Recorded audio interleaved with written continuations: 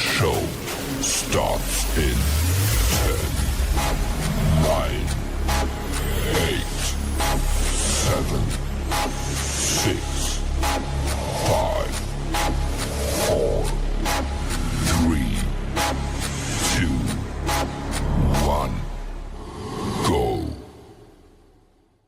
The following content contains adult language and humor that is not suitable for viewers under the age of 18. Viewer discretion is strongly advised. The views and opinions expressed during the following video content are those of the individual and may not reflect those of others.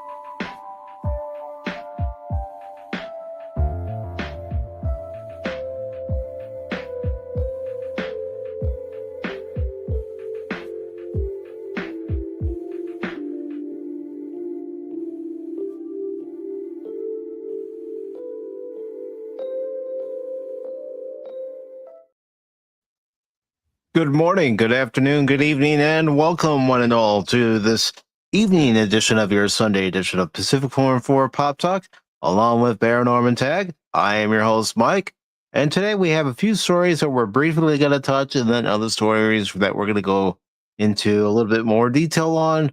But before we do that, Baron, how are you doing, brother? Yo, I'm doing okay.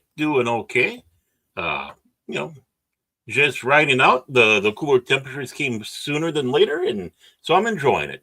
And now I got a cranky cat next to me who just tolerates my existence. So yes, fall is definitely in the air. I was outside earlier, and it's just a nice cool day, and the leaves are starting to change color too. Yeah, and Party Animals, they won their game today in Banana Ball. So the big game between the firefighters and, of course, the Party Animals. So it'll be interesting. That's next Saturday, I believe, at 6 o'clock Central Daylight Time. And speaking of Party Animals, we got Started Poopus Cuber and his Human suit. And we also have FKHC 2005, also known as Tim, with us right now. Good to see you, gentlemen. He's Tim. Yes. I know normally we start this edition of Pop Talk on Sundays at 1 p.m. Eastern, but as some of you know, last night I was having some technical issues with my mic not coming through, and the voice mod app that I use every time I stream not cooperating. So I decided to push back the start time for today's show to 6 o'clock, and wanted to make sure I gave Baron and Cash enough notice about it instead of printing it on them at the last minute saying, "Oh yeah, guys, we're not starting at 1 o'clock today." 5 minutes before showtime. I didn't want to do that to you guys. It's nice to have that little heads up. Yeah. And of course, all Mike did was unplug and plug back in. And just the typical computer. If anything fails, just unplug it and plug it back in. No, it's like I told you backstage how I managed to get the problem resolved. I just kept trying different settings and trying different filters. The one filter I normally use was still acting up, so I switched to a different one, and it seems to be coming through right now. Knock on wood. Yeah, I mean, I haven't heard any problems yet. Yeah. It's early. Just like a baseball game. It's early. Yeah, unfortunately, you couldn't see the same for the Cubs the other day. So No, it started off good with Michael Bush's leadoff home run in the top of the first to give the Cubs a 1-0 lead, and then the bottom of the first happened, and well, I've seen that before. As a matter of fact, a friend of mine's mom had messaged me because I had made a post, saying let's forget about this game and focus on Monday's game. And she said, well, it was that first inning that really hurt the Cubs. I said, yeah, and we've seen that all too often over the years. She says, Mike. I said, what? I'm just pointing out a fact. Yeah. And it's like it's not like you were pointing out behavior that the Cubs aren't known for. Yeah. It's the Cubs. They'll always be the Cubs. Mm-hmm. But you know what? Even though I would have liked to have seen the Cubs win yesterday, it's like this is a best of 5 series. The Cubs and Brewers have an off day today, and then they play tomorrow. So the Cubs just need to bounce back. And then they'll have another off day on Tuesday, and then Wednesday and Thursday, they're back at Wrigley. So the way I look at it, let's win one in Milwaukee and the next 2 at Wrigley and move on to the championship series. But even then, I'm still taking it one game at a time because I know I can't get too far ahead of myself. Oh, no, you never can in baseball, though. The game can change on you in just a heartbeat. It's amazing what happens when you're in the 9th inning with 2 outs, and the one person's up there with 4 balls and 2 strikes, and then before you know it, the game keeps going, and then they win. Well, that's true. I mean, heck, look at the final score of the Yankees Blue Jays game yesterday. The Blue Jays ended up blowing them out 10-1. It's like, okay, we lost 9-3. That's not much better, but at least we managed to get 2 more runs than the Yankees. There we go. Ooh, Yankees. Damn Yankees. I had to laugh because it was on TBS's post-game show, and Pedro Martinez, Hall of Fame pitcher, former pitcher of the Expos, the Red Sox, the Phillies, he's one of their analysts. And when they got to the studio, he starts going, "The Yankees lose! The Yankees lose!" I mean, having played for the Red Sox, you don't think he's going to be cheering on the Yankees? Yep, exactly. But we do have a question in the chat. News, words, and stuffs. What we got today? I can tell you what we got today, Padawannabe. We are going to talk about Sean Diddy Combs sentenced to over 4 years for prostitution-related charges. We are also going to talk about Amazon censoring James Bond posters. That's from Comic Book News. Ding, ding, ding, ding, ding, ding. We're also going to talk about Dave Chappell tells Saudi Arabia crowd it's easier to talk here than it is in America. We're going to briefly touch on these next 2 stories about Final Fantasy VII Remake director saying that there's going to be a feature not in the 3rd remake game that was in the previous 2, and also a former Capcom designer asking players not to play Palworld. Of course, we'll also take a look at the weekend box office, and then our 2 main stories of James Gunn's DCU mocks Jesus Christ, glorifies Yahtzee World. And then James Gunn describes critics of Peacemaker as racist. Oh, that's what I was going to do. I was going to search for that from Lord of the Rings. Your words have no meaning here. I mean, I can it's try to like, find it tomorrow. yeah. I mean, really, honestly, it's so thrown around now. It has lost all meaning. It's tiring. Yeah. It's like, oh, okay, yeah, whatever. Yeah, sure, okay. Yeah. You're going with that nugget again, are you? Yeah, Okay. yeah. Okay, Well, yawn. let's go ahead and get into our first story, Baron. Okay, I'm ready.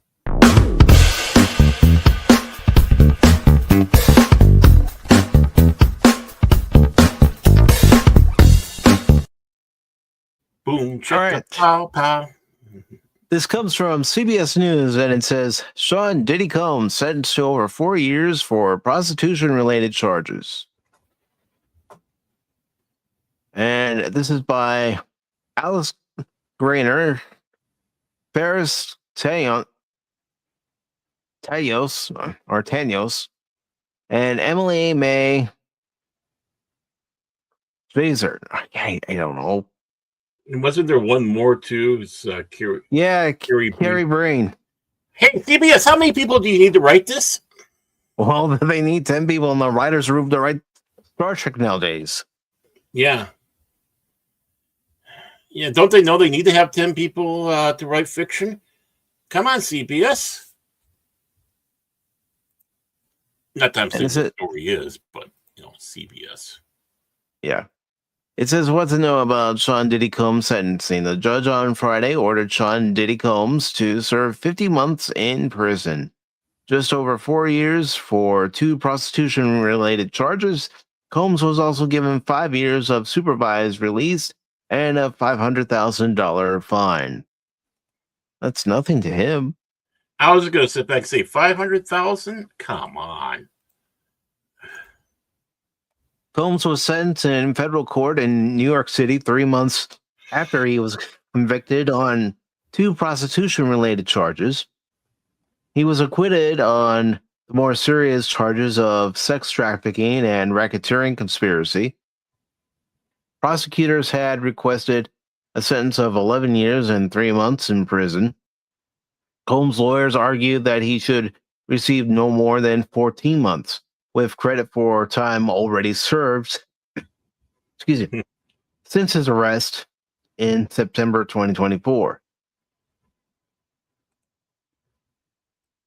All right, so it says Cassie Ventura will continue healing, lawyers say. An attorney for senior Cassandra Cassie Ventura, who dated Combs for about a decade and whose testimony was crucial in helping prosecutors earn a conviction against him, released a statement following Combs' sentencing.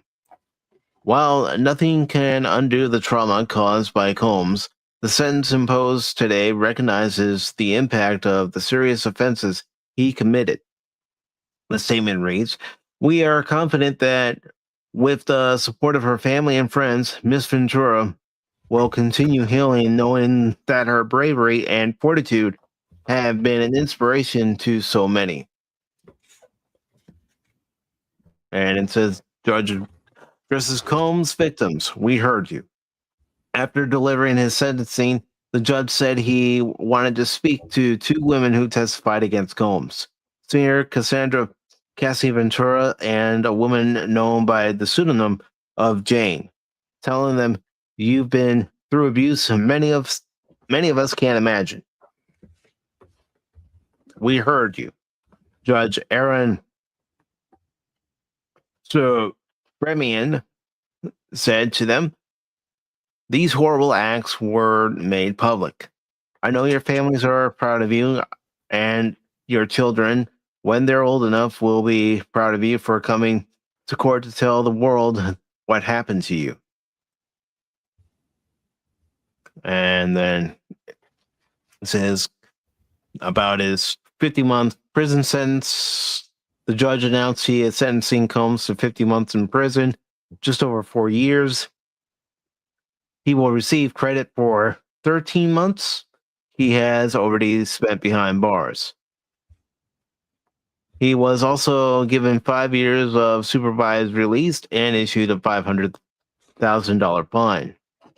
Mm-hmm. Combs gave no reaction when the sentence was read. Yeah, because he probably knows that he's guilty. I thought he collapsed and started crying. I guess not.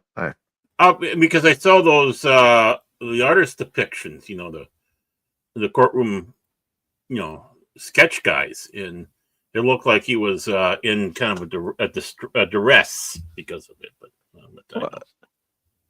well, the artists don't always depict everything exactly how it appeared in the court. That's true. It says the prosecution had asked for a sentence of over 11 years, while the defense sought a sentence of 14 months, as we have already read. And it says prior to announcing the sentence, the judge said he considered the fact that Combs is a self-made artist who has inspired and lifted up communities, including communities of colors worldwide. The judge also noted that Combs has donated his time and money to worthy causes to children in New York City. That is commendable. However, the judge called the evidence against Combs massive. We read it, we saw it. The judge said images of gashes, bruises, and broken doors. We saw it in a savage video of Cassie Ventura. He said deterrence requires a significant sentence and said that, the defense proposals of 14 months is not sufficient. Combs, I hate myself right now. In addressing the judge, Combs said that my domestic violence will be a heavy burden that I will have to carry. Combs said that he makes no excuse because he knew better, claiming that he was sick on drugs and out of control. He said the allegations destroyed his reputation and caused him to lose his businesses and his career. I've been humbled and broken to my core, Combs said. I hate myself right now. Combs spoke for about 12 minutes, saying that he takes full accountability and responsibility. Mm-hmm. Combs addresses the court. Combs spoke at a sentencing hearing after a short break. Combs thanked the judge for allowing him the opportunity to speak. He apologized to Ventura, Jane, and victims of domestic violence around the world.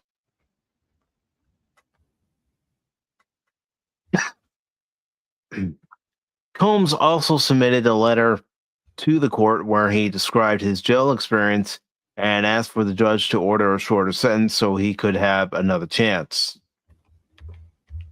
And it says prosecution calls Combs a master puppeteer. The prosecution emphasized that sentencing is individualized and called Combs a master puppeteer who had not changed and who hid behind his public image. The prosecution referenced allegations against Combs of physical and verbal abuse and criticized the defense for rarely mentioning Combs' victims during their remarks.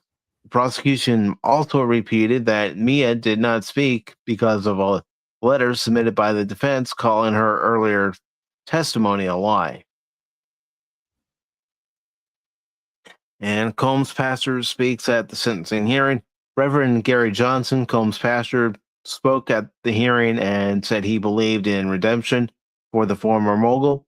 Johnson said he would consider himself personally responsible for Combs' spiritual rehabilitation. He also said that a longer jail sentence would not benefit Combs. Sentencing hearing resumes with defense speaking.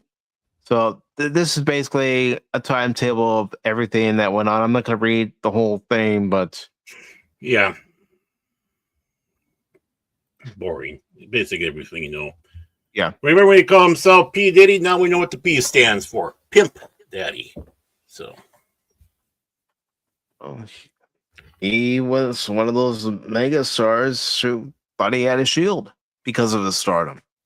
Mm-hmm. Yeah. Abusive, everything that, yeah, basically everything that celebrity seems to be nowadays. And, of course, all the abuse that comes about it, to the quote unquote little people. Now they frown upon us, the little people. Right. And I got a surprising bit of news to some of these people out there, and I'm not saying that necessarily our chat or whatever, but you see, the thing with Combs going to jail is not to reform him and to give him a second chance. It's a penal thing, which means you're being punished. This is to get you off the street and out of the way for your punishment, and hopefully you learn something. But the main goal isn't to go in there and start trying to reform their life. Everyone seems to want to start forgetting that this is a punishment for crimes that have been committed. And you want to make sure you do stuff inside there to give an opportunity if they should happen to leave. But you're not there to reform your life. You're there to serve a sentence for a crime that you committed, and usually against somebody else in a vile way. And in a way that a lot of these people cannot get back. They live with these scars that you have proceeded to give them. And sure, you feel bad. Well, okay, sure, you feel bad. Great. What do you feel bad for? You got caught? That you tried to run away and slipped on your baby oil? Honestly, you basically you feel bad because you got caught and your career was suffering. But the thing is people realized already what type of scumbag you were before this. There's a reason why people started poking around and doing investigations. You were a scumbag. And no, I mean, we need to start remembering we have it's a punishment, and quit using that as a gauge to go, well, we want to reform him so he can get back out in the world and get on with his life. No, that's not the goal. And for some people, it means that they never again walk the streets. Like Charlie Manson. Yep.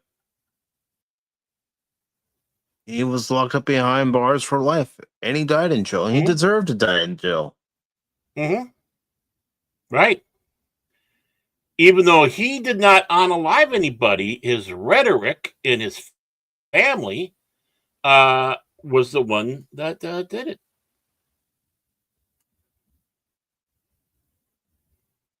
Yeah, and for Diddy's victims, they have a scar that they can never, ever get rid of. It's going to be with them for the rest of their life. It's going to be a shadow that sticks with them for the rest of their life. Yeah, when these scars people start going, that stick with them for the rest of their life.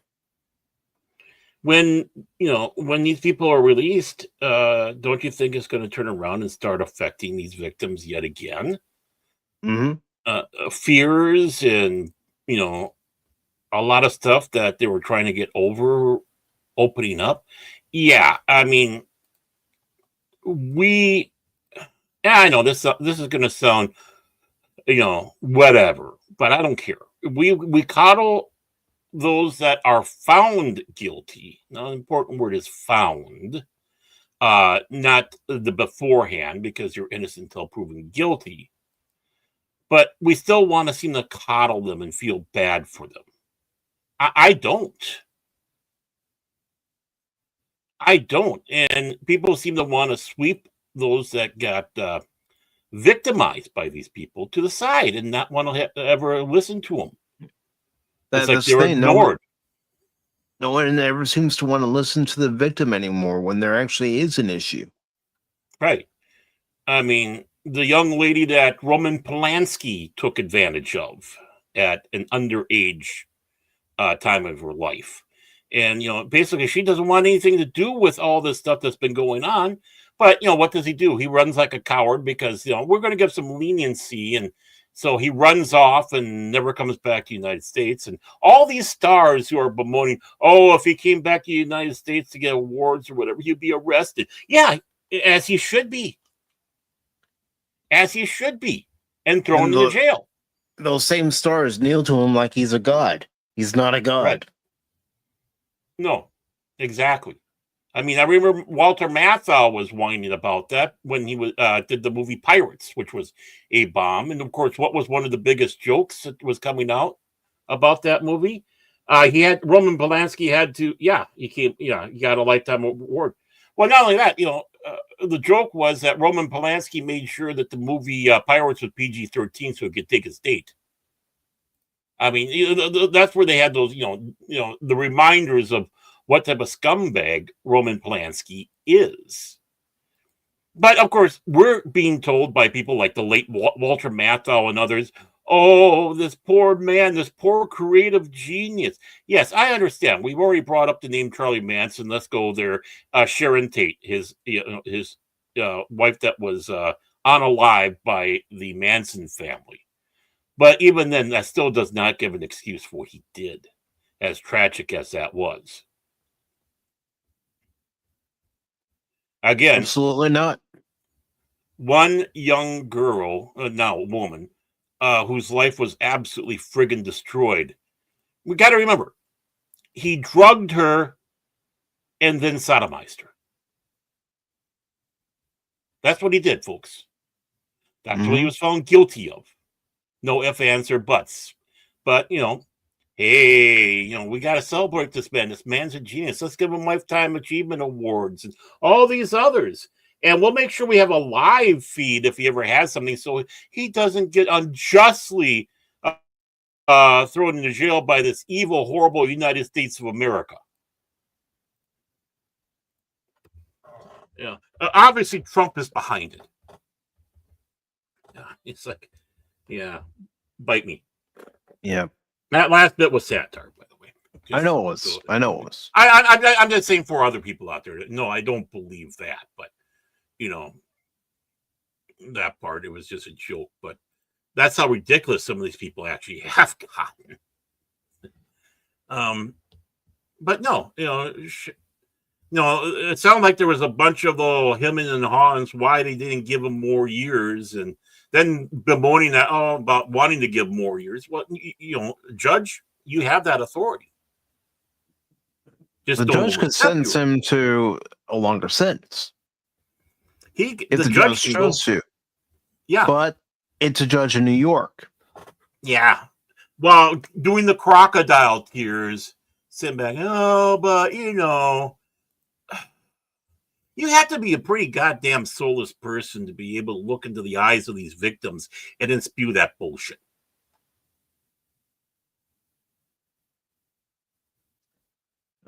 Honestly, I think she should be serving a life sentence. Yeah. For what he did. Yeah. Oh, but wait a moment. This was for prostitution. Don't you know that sex work is real work? Well, let's just overlook the fact that it was under duress. No. That's because aren't we all under duress to have to go do our job? So, that shouldn't be held over him. At least he was supplying them with work. I mean, that's almost the warped logic we're dealing with. Mm-hmm. Twisted logic, really. Mm-hmm. And it's like, don't you have any shred of empathy? What if that was your daughter down there that had this happen to her? What if that was her down there?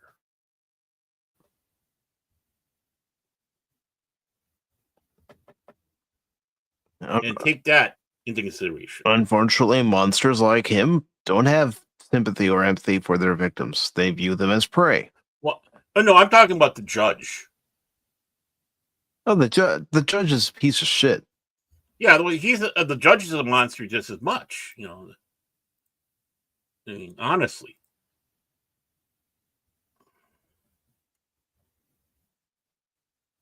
I do pray for the victims. Yeah. Because you said, in 4 years, he's released, they're going to be in fear that he's going to come after them. Mike, honestly, do you think it's even going to be the full 4 years? What No. if down the road No, here quickly no, they go, no, oh, no. we're going to let them out? I think it's going to be a year and a half. Yep. I was just thinking I seriously do. Right on the, that's exactly what I was thinking. Year and a half. And he'll be out on good behavior. Good behavior, and because he's a celebrity. Right.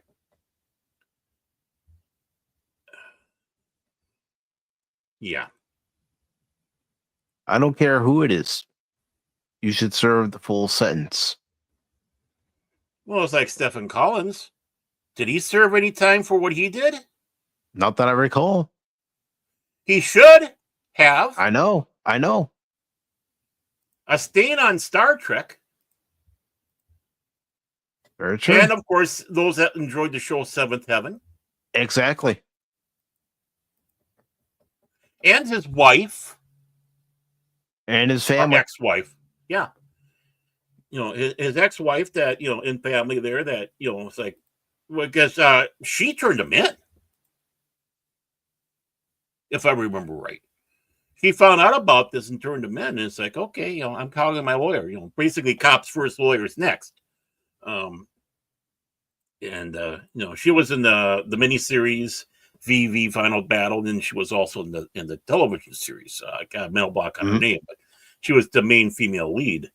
And it's like, you did that to her? I mean, obviously the kids, you did that to them, but you have such a great wife like that. You did that to her. Come on, man. He showed what's coming. He absolutely was. Right. I mean, all the fans who looked up to him because of his wholesome TV show, Seventh Heaven, which, of course, how odd was 2 Star Trek stars that were the leads in there. Yeah, one scummy, one not. But I mean, the people you worked with and the fans that looked up to you because you're doing this wholesome show and trying to bring these values, and this drops on you. You can't believe everything you see on TV, everything you see in the movies. Oh, no. It's all facade. Right, exactly. Well, yeah, the fakest people there are out there by percentile is actors. They're made to be mimics. They're made to be, some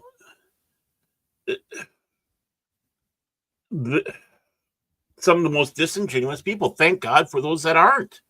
That's why character actors are sometimes some of the best ones out there, because they are the ones who are based in reality. They know what it's all about. And some of them, like Clint Howard, can make enough money that he can live on for being a special guest star. Well, that's just it. As he sits back into this, he goes in, shoots for a little bit, then he can go out and do golfing because he's just a mad golfer. And when it comes to these character actors, what the amount of work they get and what some of them can get, they make more money than the big Hollywood stars a year. I'd rather be a character actor in Hollywood than the main lead. Less stressful. Yeah. Less stress. You can pick and choose what jobs you want to audition for. Right. Or accept. It's like, hey, we want you to be in this film. Okay, what's the film? Okay, well, no, you suck. Oh, James Gunn? Screw that. Oh, John Delancey, we want you to play this character called Q. And, they didn't know at the time, but bring him back a few times, make some money, and, show up in other shows. And maybe do a voiceover role where there's this character in a My Little Pony show who's inspired by Q. Right. Well, and that's that was the thing. Basically, the only person that saved that character Q was John Delancey. If we really look at it, Q was a horrible character. Not surprising. That's the one that Gene Roddenberry put in there to screw DC Fontana out of money. But if it wasn't for Delancey, that character would have been just It was all in his portrayal of Q. Right. So, yeah, I guess we'll see you in a year and a half, P. Diddy. Because that's how long I'm giving this sentence. That same here. He's going to be out on parole. And I hope you get a good job at the Burger Barn. So are you ready to move on to our next story, Baron? Oh, yeah. Let's get rid of that scumbag. Let's go to the other story. Got it.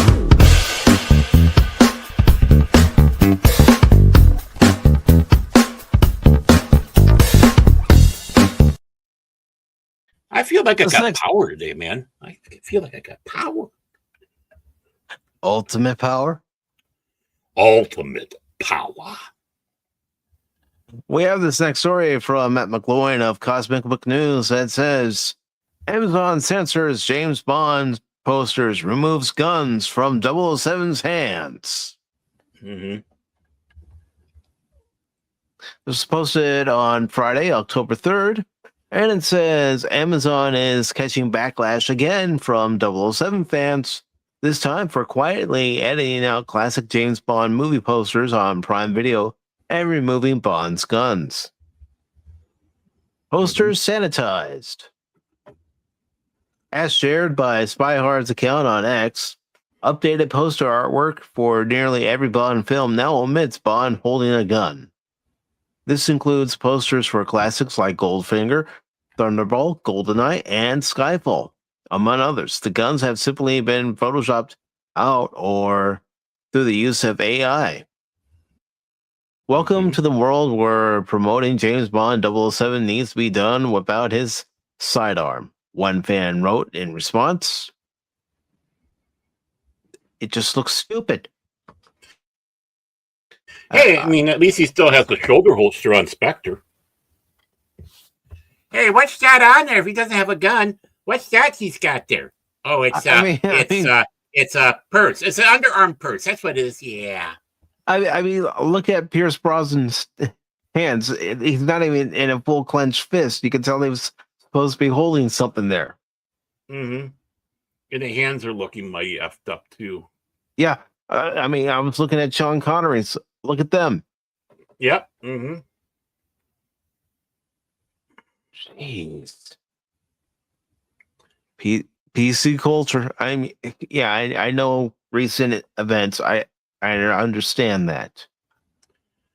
Well, this is a movie poster, for crying out loud, for a well-established book franchise that became a movie franchise.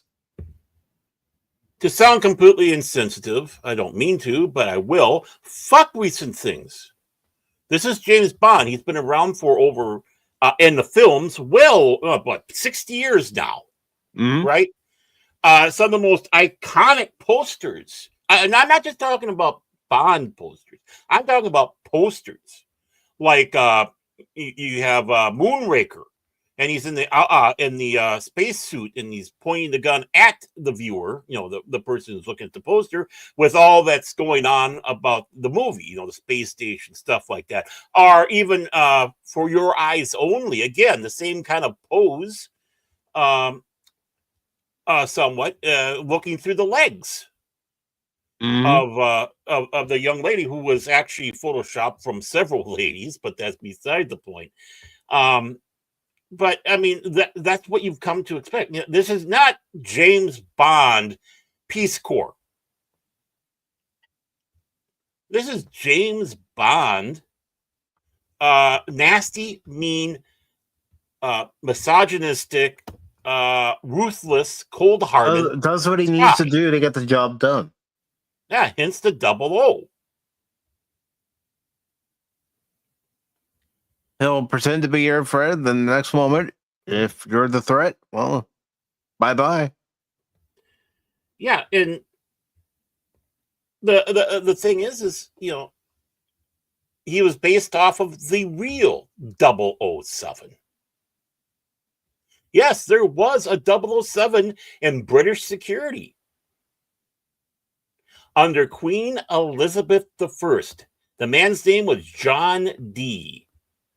And he basically started the espionage program all the way back then. I mean, we're talking about, knocking, between Queen Mary and James the Fourth, also known as James the First of Scotland. Or was it James the Fourth of Scotland? James First, the King of England. I think maybe it's James First. I get that mixed up sometimes. But he wanted to be called around the court 007. And that's where Ian Fleming got that. Just a little tidbit there. But again, he's not Peace Corps. He's not Peace Corps. He was never supposed to be. Right. Parts of the character were inspired by Christopher Lee and what he did. Christopher Lee was in Wet Works, for crying out loud. When Peter Jackson asked him does he know what the sound of a knife going into the human body sounds like, and it's like, yes, I do, because he did it. Mm-hmm. No, I mean, yeah, exactly. Just add a chick and make it gay and lame. No, they just add a chick. Definitely, it's another one for James Bond to hang around with, if you know what I mean. We nudge, but good to see you, Redstone. Yeah, over there on the Rumble side. Leave Jim. I mean, he's the biggest. I think one of the biggest one in Hollywood that they're going after for one thing and one thing only. He's really the last real and, for lack of a better word, toxic male that I was going to say he exuberates machismo. Yeah. I mean, this guy is, James Bond is, every man wants to be him. Every woman wants to be with him character. And he's really the last one we've got, because they've feminized so many others because of their toxic masculinity. If they could have their way, they'd come up with James Bond in Mansplainer. I mean,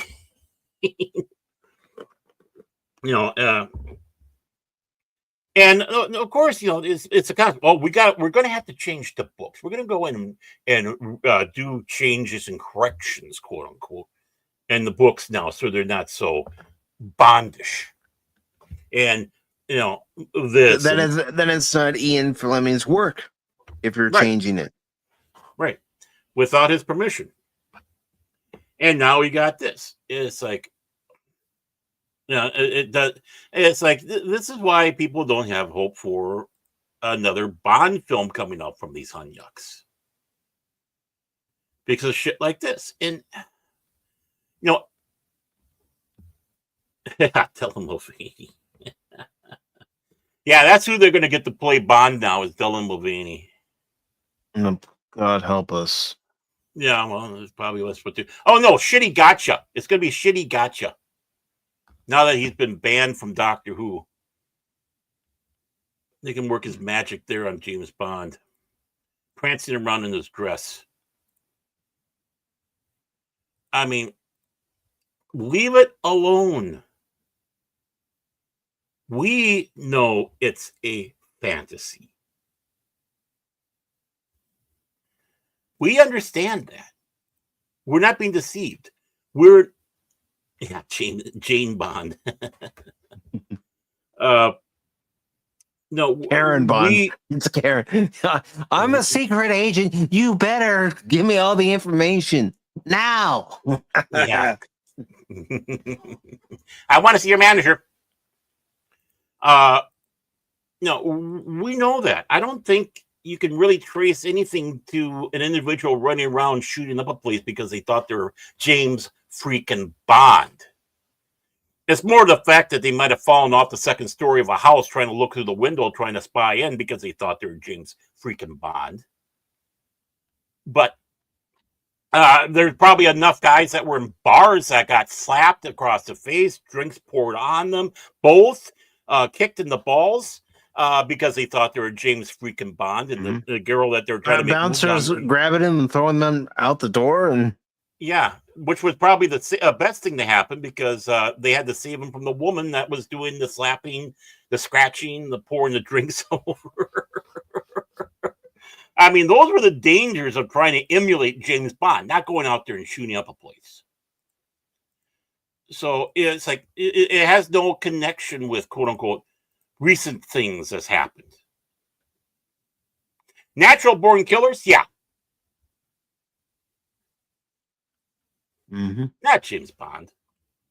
Nope. James Bond is such over the top that no one really thinks that it's not realistic.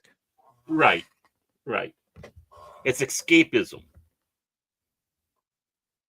And it says here, the changes appear to be exclusive to the movie listings on Amazon Prime Video and do not match the original theatrical or Blu-ray releases that are listed on Amazon Marketplace. So just you wait.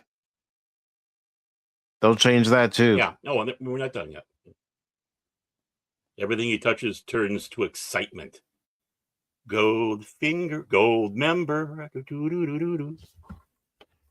Fans cry foul over woke influence.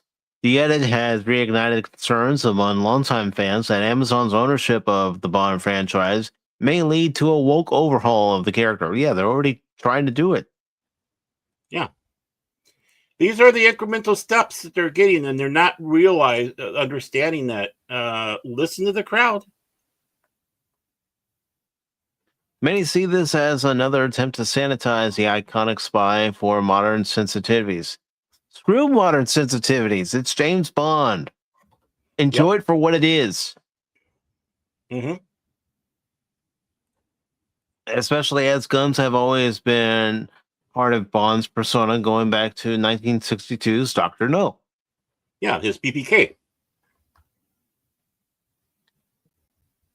This follows a previous report that Amazon floated the idea of a female 007 and a Marvel-style cinematic universe with spin-offs. Oh God, please help us. We don't need that. Yeah, we don't need the Marvel Cinematic Universe touch to James Bond. Leave it as it is.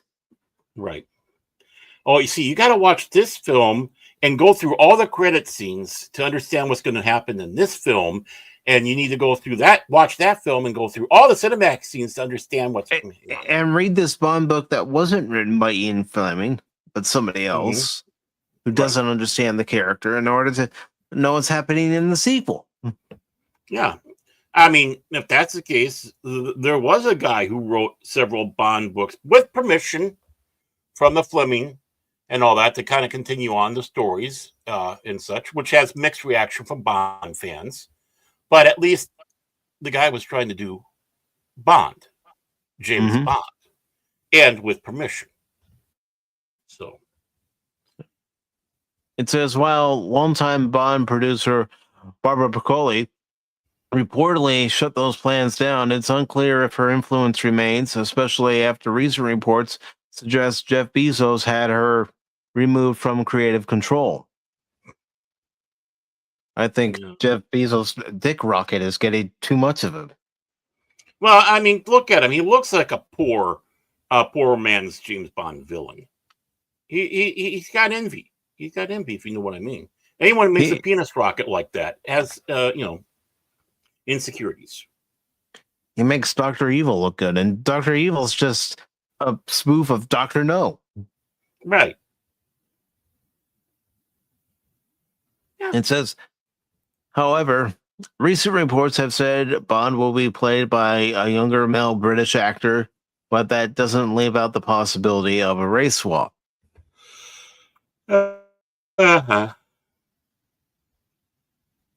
It says Amazon's first James Bond movie is being directed by Denis Villeneuve and written by Stephen Knight.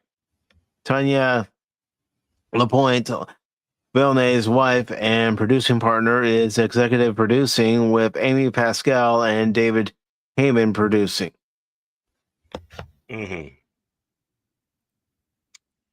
Yeah, I don't know. It just doesn't. And I haven't seen the last one, No Time to Die. Oh no, I haven't either.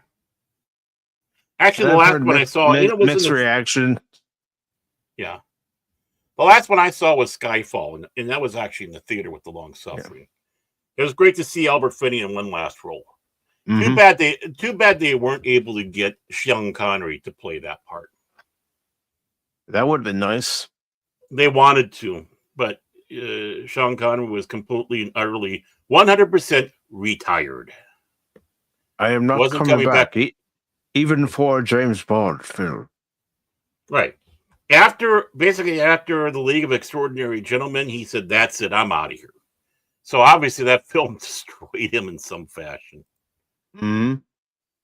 Well, just like Gene Hackman. Welcome to Mooseport. Mm-hmm. Yeah.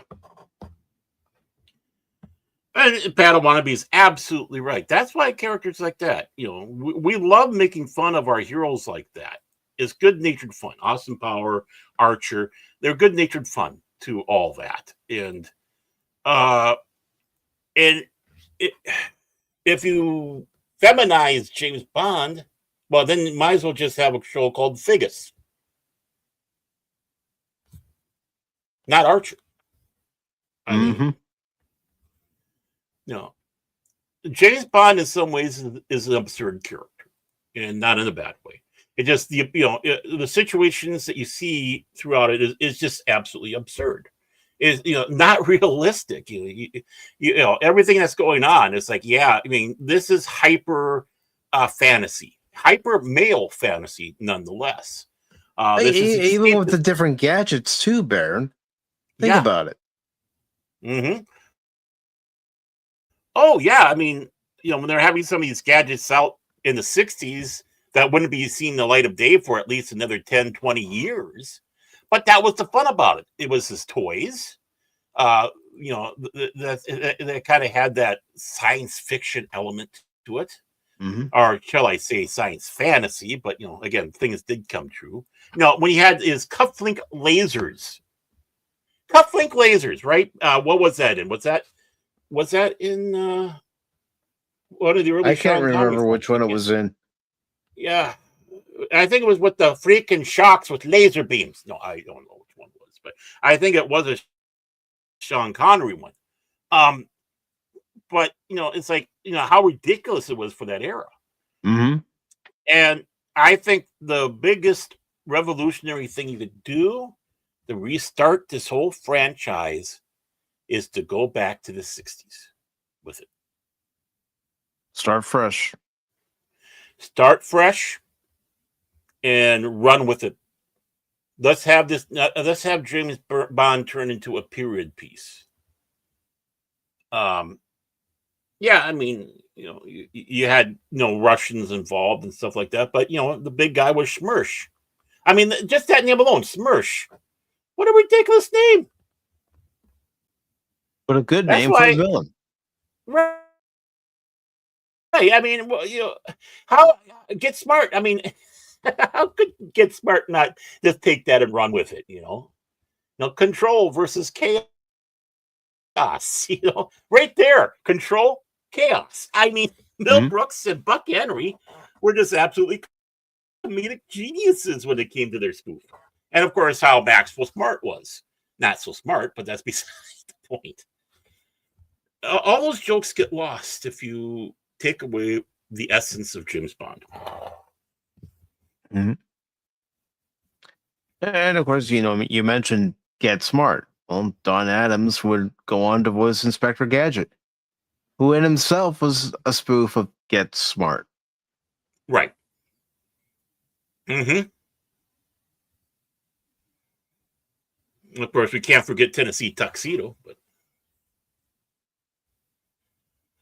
I don't know. Did they try to do a Kim Joint Ill aisle? I like that. It's Kim Joint, man. Oh yeah, North Korea, real good. Here, have some. This will help make North Korea real good. I know. Yeah, man. Like I'm telling you, man.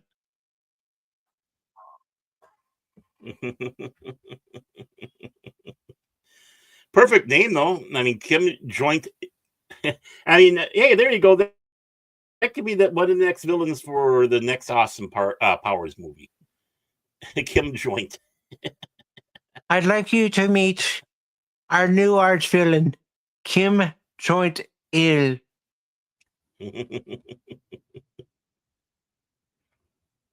He gets sick every time he smokes a joint. Mm-hmm.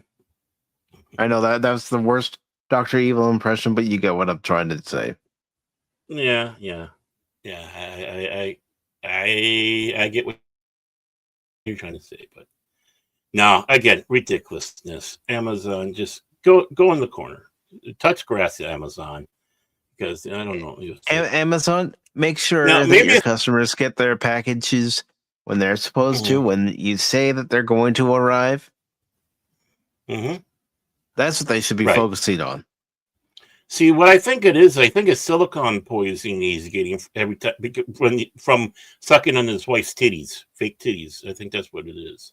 Maybe a little bit of that botulism when he gives her a deep kiss. The thing is, Lauren Sanchez was a beautiful woman. Yeah, was. Especially in the 90s. And then with all that plastic surgery, it just goes to show too much plastic surgery. No, thank you. No.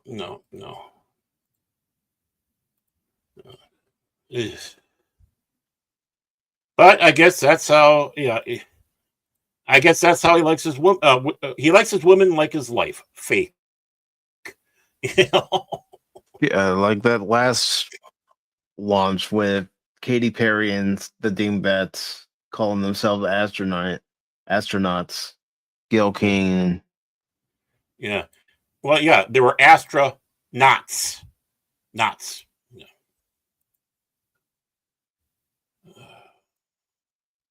But we do have another story that we're going to get to, and it's about comedian Dave Chappell, who's currently doing a comedy festival over in Saudi Arabia.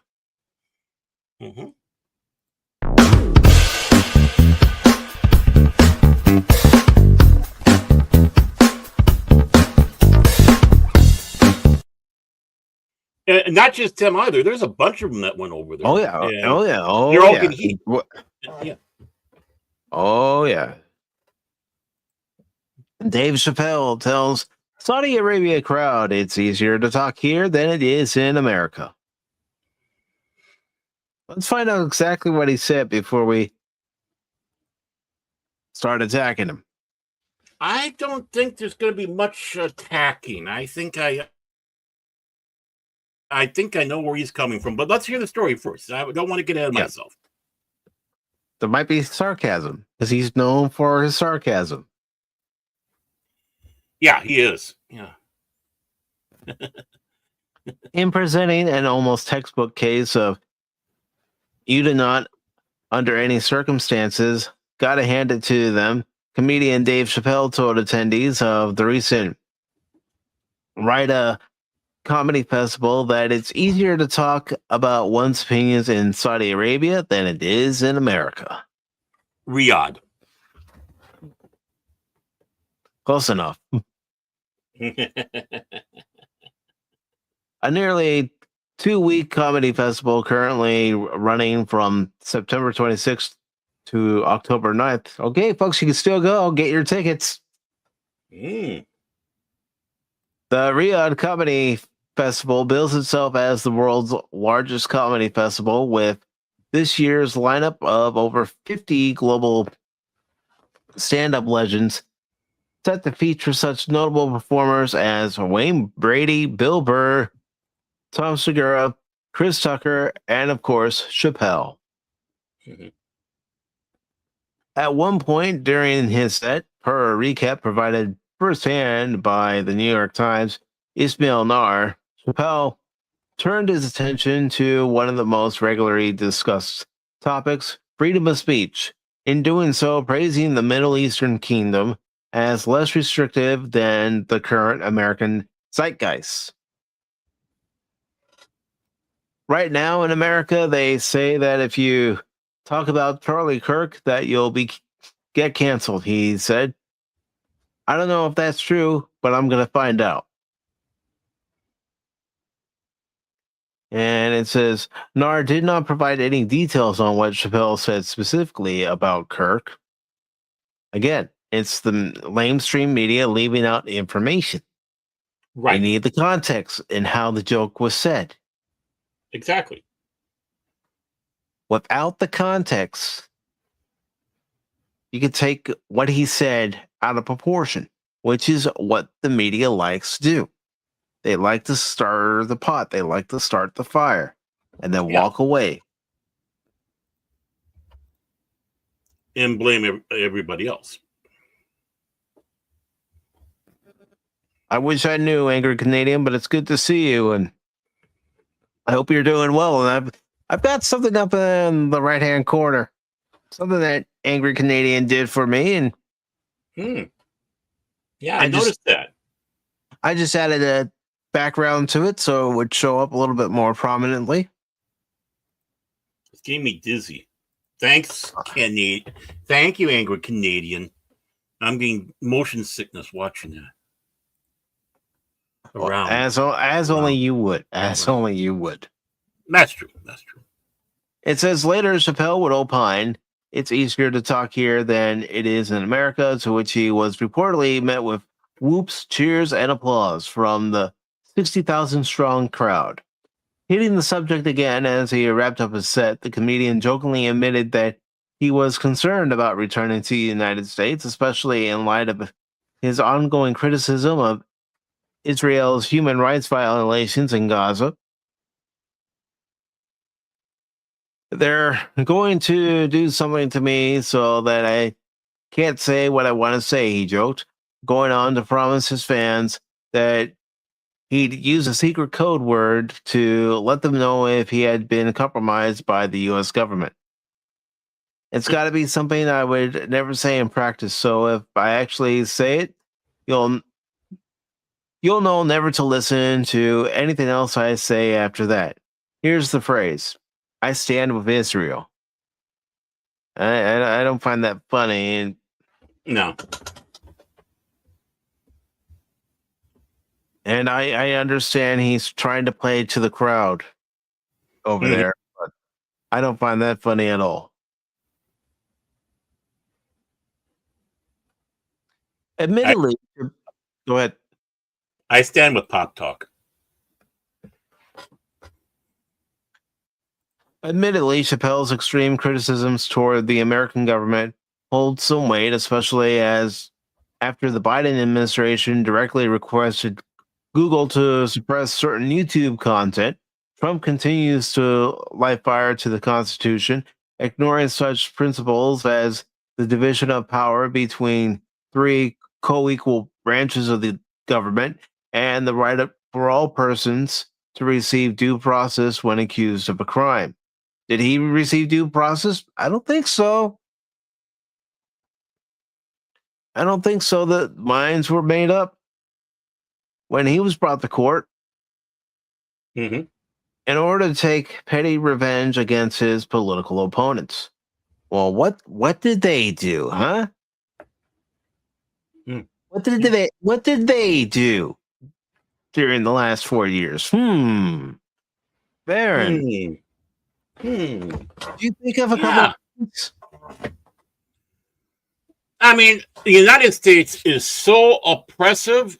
It's such a fascist state that they allow you to continue criticizing it on and on after they claim that they have been, being held down. Not only that, when someone gets let go from a show, they let them stay on for another 10 freaking months. So yeah, I mean that's how horrible the fascism. People aren't just being taken away to re-education camps. Not like people like Biden and Walls and all the others sat back and said had to be done with people that did not fully have faith in what was being done about COVID.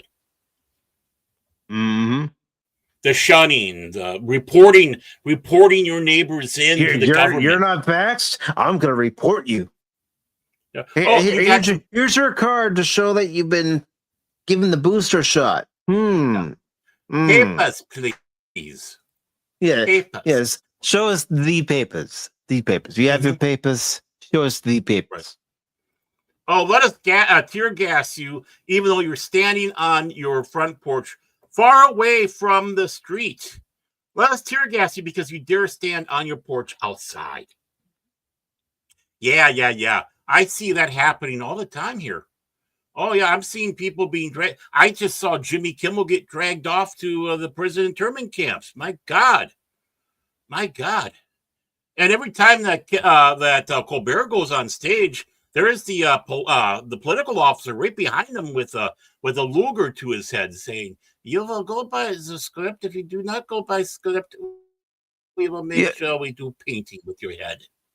I was going to say that you have them pointing the Luger at him, telling him you will read exactly what is on the cue card. You will not stray off. You stray off, boom. Mm-hmm. Right. Okay, this isn't got going where I thought it was going to go with him. I thought he had a little bit, but I guess he had a little bit too much of that coke or that crack. You know, that his little routine. You got any more of that crack? Well, yeah, maybe you should lay off of it. You know, a little bit. Well, let's go ahead and read more of this article here, Baron, and find out what else was said.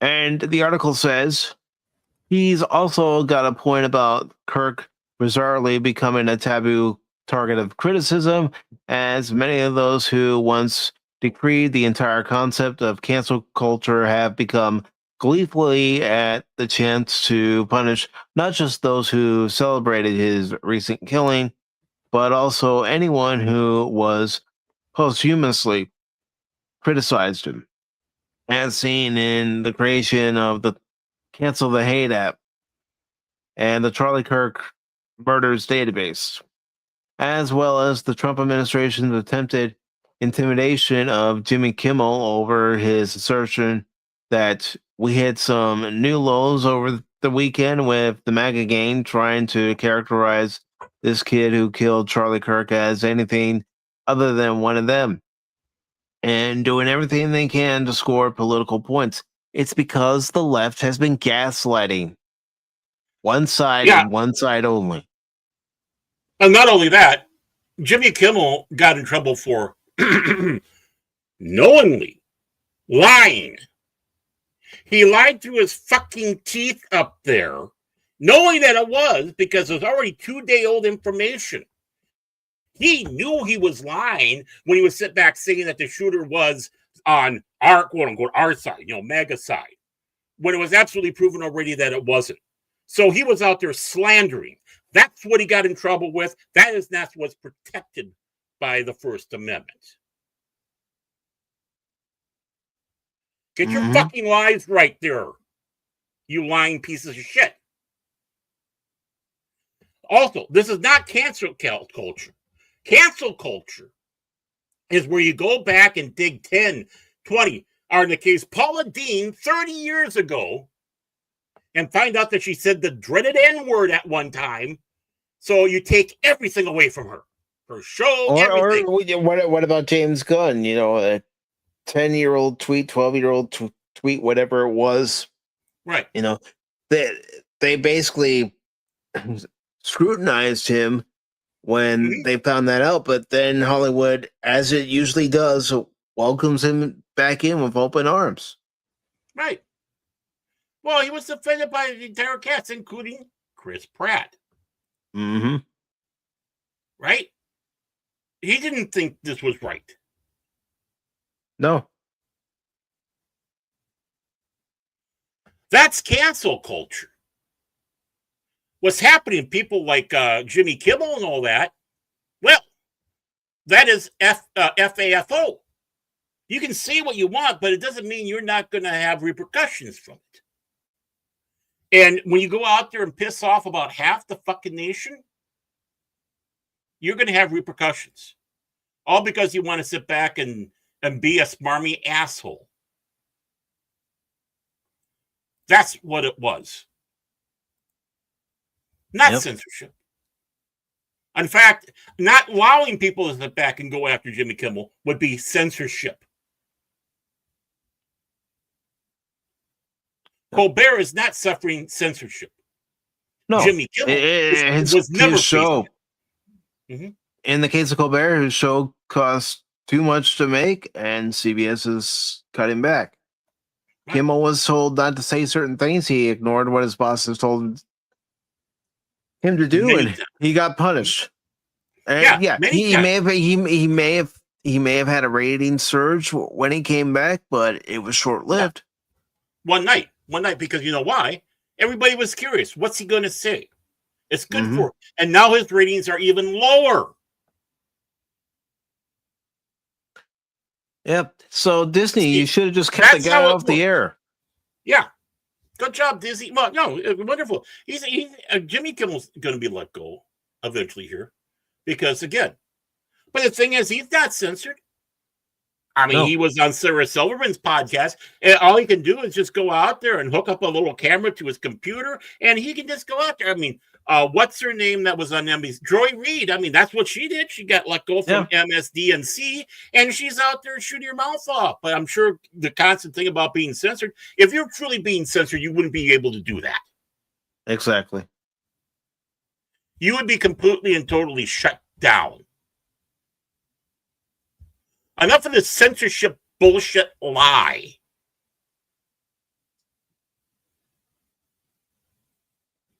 So this article goes on to say, and yet regardless of American society's current ills, to say that it's easier to say what's on your mind in Saudi Arabia, of all places, is genuinely head-scratching. After all, this is the country whose government operates according to Islamic Sharia law. Killed and dismembered American journalist Jamal, I can't say the last name to save my life, for being critical of their administration, and has seen its own Crown Prince Mohammed bin Salman wave off the country's ongoing wave of political and ideological suppression as a small price to pay to keep the kingdom safe. Not exactly the shining champions of free speech. Well, I think we sat back and said it when they were talking about bringing over all the wrestling. Oh, you got to dress a certain way. You have to be this way. All the women have to be fully cloaked. They can't wear their normal ring attire. You have to wear your the headscarves, or else if you're going to go out.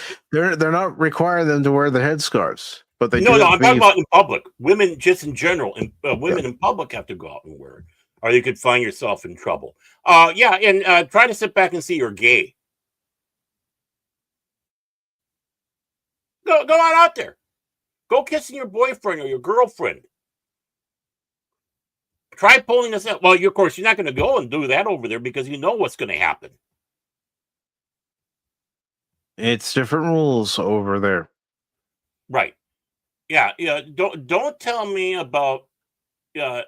See, it's easy for Chappelle because Chappelle is quote unquote a Muslim, so he knows what he can sit back and say, and then sit back and say, "I have no problem." See, you hypocrite. This coming from a man that the left. Now again, remember, he's going to go after Trump. He's trying to go after the right. But the people that truly went after Chappelle and tried to destroy him were the left.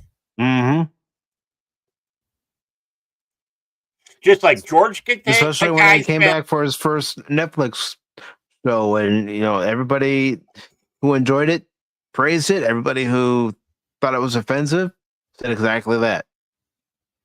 And let it be offensive. I don't care if you're offended by it. Okay, great. Walk off now. Walk it off. Just walk it off. It's just like the same thing. George Takei's family. Well, remember who the president was and who the party was. I was more than happy to throw you in the camps for just being what you are. It wasn't a Republican president. It was a Democratic president. Oh yeah, the reason why they went there was for the money. They wanted the money, and that's what. And that's why WWE is going to have WrestleMania over there in a couple of years because of the money. And that's why AE was bought out, or in the process of it. EA. Or EA. So did I say EA? My apology. I don't care. Either way, they're effed. I mean, this should be getting a little concerning, folks, about how they're trying to eat up our entertainment. Especially when you're dealing with Sharia law.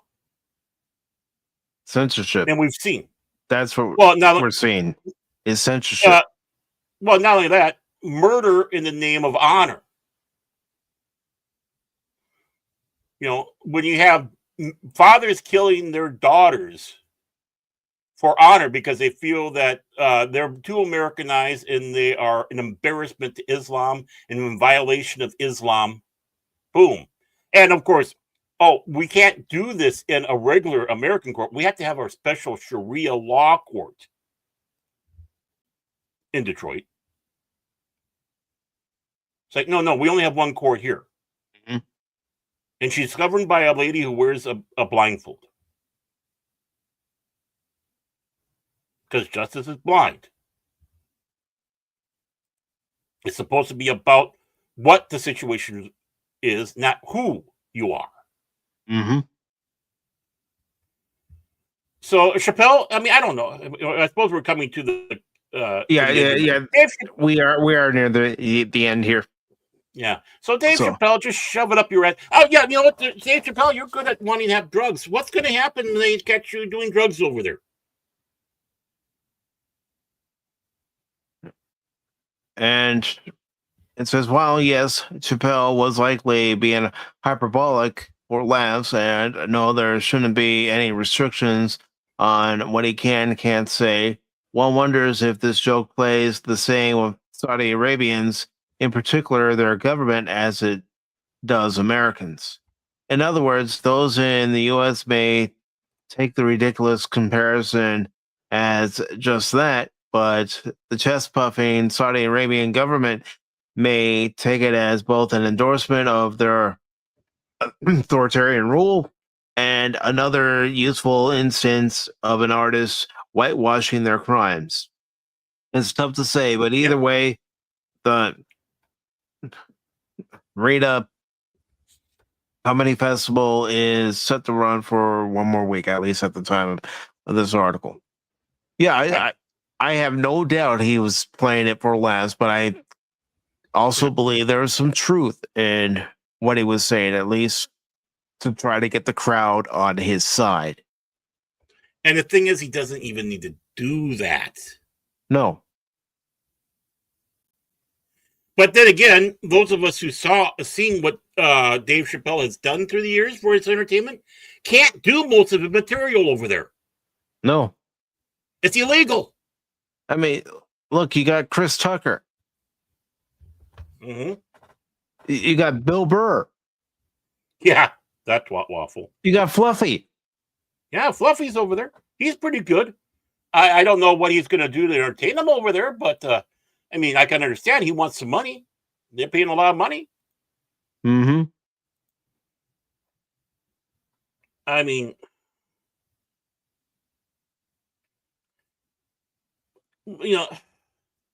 again, Chappelle, remember, if you want to stay over there, fine.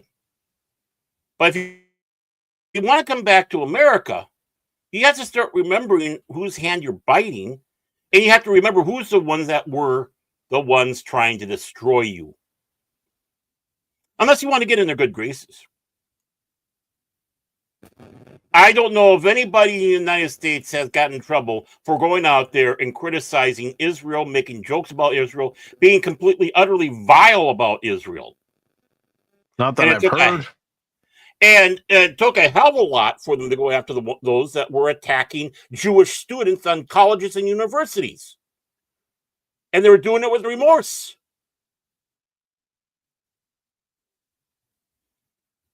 It's safer to be anti-Israel and anti-Jewish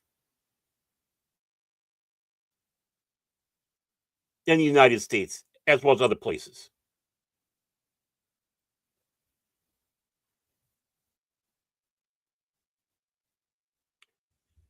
Yeah. Okay.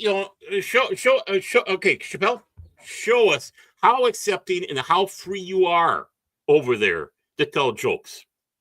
start dropping down some nasty Islam jokes. And while we're at it, let's drop in some nasty Muhammad jokes, like the ones that are said about Jesus and Christians over here.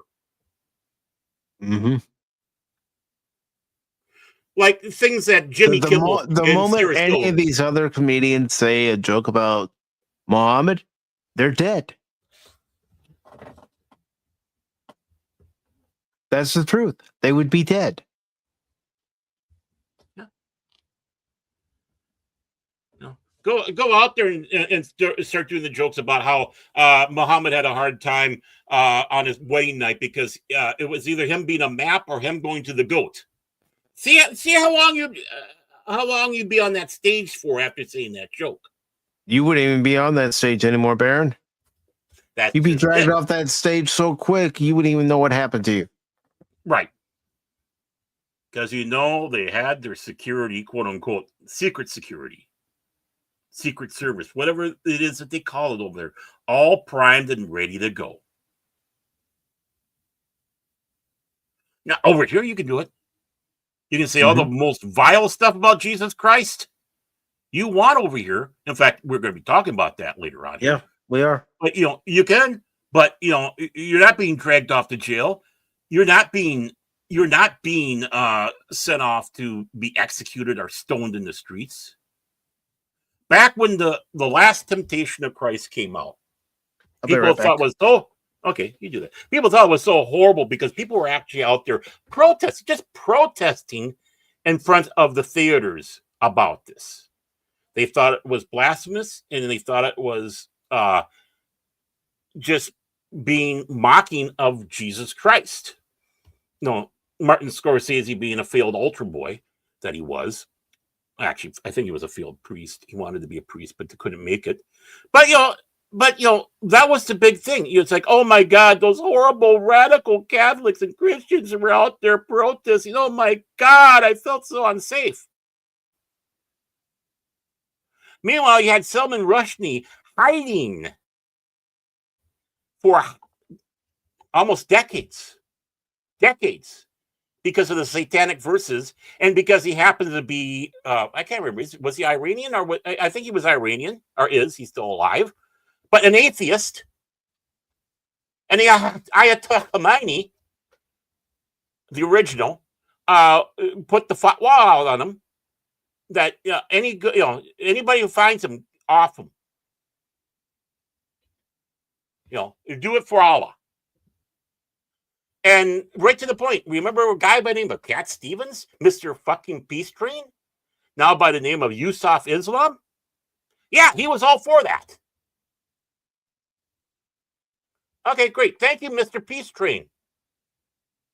Mr. Peace Train, unless the Ayatollah tells me to go murder somebody because they insulted our prophet. And let us not forget about the joke little trailer thing that came out making fun of Muhammad that caused a lot of unrest and wrongly accused of causing the situation in Benghazi. That was a lie. That didn't cause the problem in Benghazi. Hillary Clinton was. But it still caused a lot of problems. Violent problems. That's us and them type of... It's not a both sides issue. Again, it's not a both sides issue.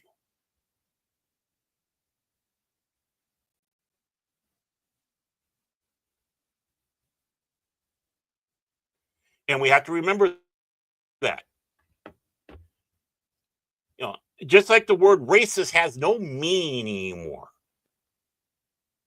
Because it's just been overused and not even properly overused.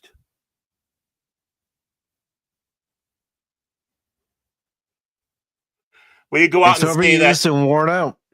Right. And so are these attacks on people who happen to be religious, who follow Christ. How horrible they are, but no, we're not going to go over there and do anything there because we know they'll kill us. So we'll just bravely run away and stay here in the United States where we can act like we're braver than we really are. Go on, Chappelle. Do it. I dare you. Drop a couple of Muhammad jokes. Start doing some of your routines that you had done here in the United States that you know will go over like a lead balloon. Go on. Then see about what cancel culture really is like. By the way, were you there for Roseanne? Were you there for her? No, he wasn't. Did you? There are a lot of comedians who weren't there for Roseanne, backing her up, saying it's freedom of speech. She's a comedian. Yeah. Oh, that's right. They put up that shield all the time. Yeah. Yeah. So again, fuck you, Chappelle.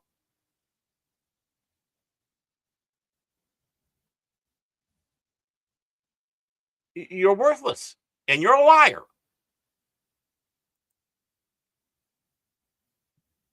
Oh yeah, also another thing, he's Islamic and she's Jewish. I hate to bring that up, but basically it's come down to that. I had mentioned that early in the article of Pat Wannabe. We're not getting the full context of how he said it. But just these little experts. I'd like to know more about the context. But even then,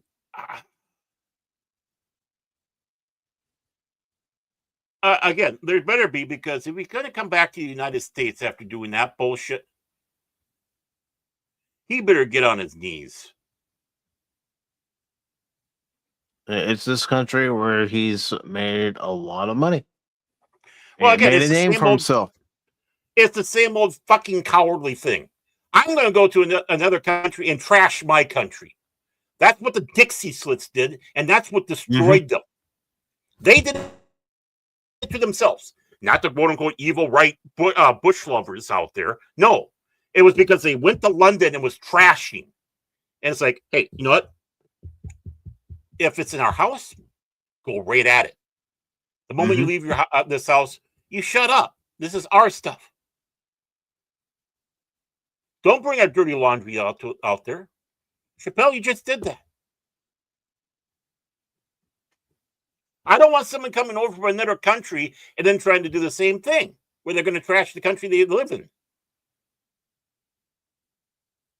You got a grievance with your country, keep it in your country. Right. And do something about it.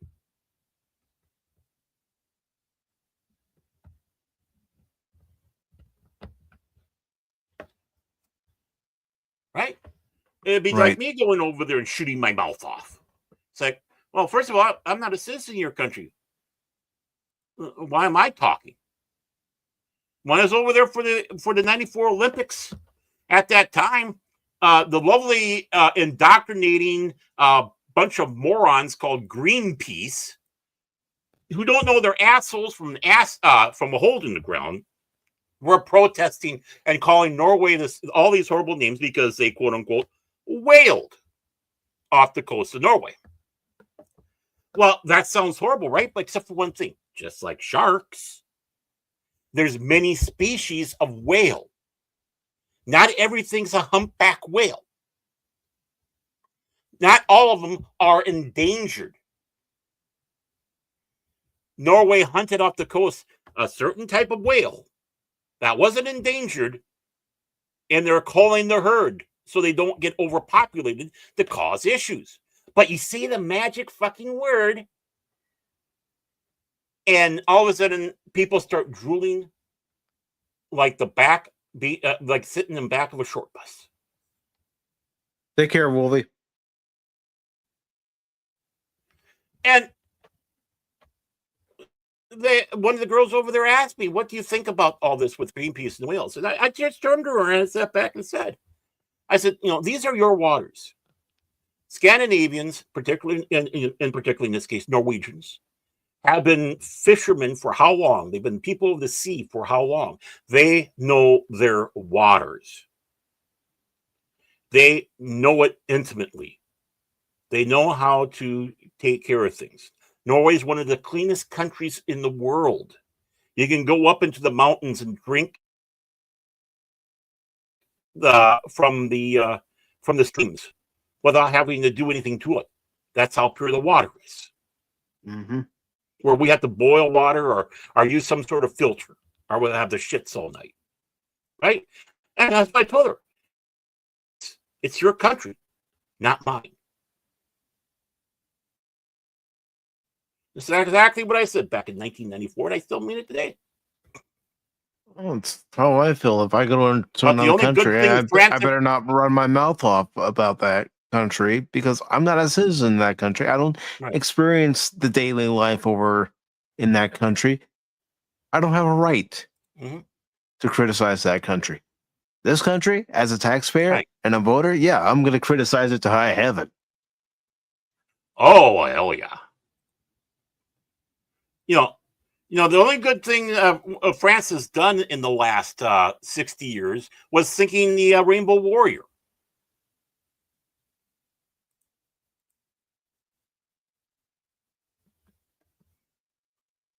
Well, yeah, so that's where we criticize our country.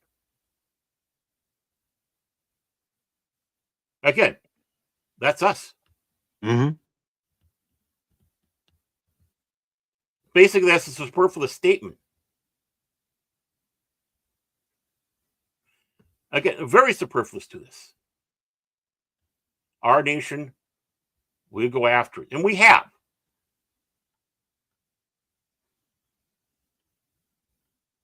We have since this country was founded. Mm-hmm. But yeah, in the case of the U.S. dumping the nuke stuff, yeah, we had people do things about that in retaliation from the government.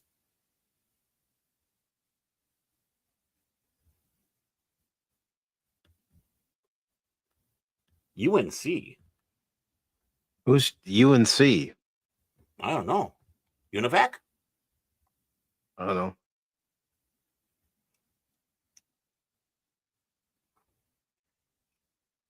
Yeah, let's get the full context, I suppose, but just the way everything goes, and Chappelle can be all over the place and not realize what planet he's on.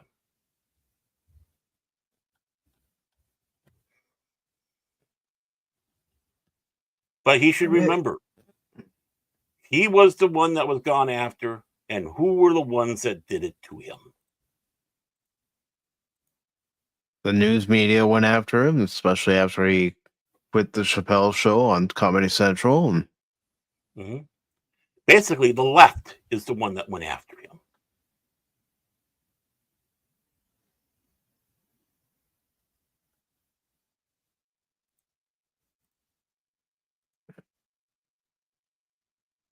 Context. Anything else? Yeah. Yeah. That's the thing. I mean, I was going to say, anything else you want to say about this, considering we weren't given the full context. We were only given a snippet, which, again, like I said, is something the news media likes to do very well anymore, is only give you a snippet of what was said instead of the full context of what was said. Oh, yeah, and if it is more, on the mark on it, context to him and have him remember who were his defenders and who were his detractors. So why are you attacking those who defended you?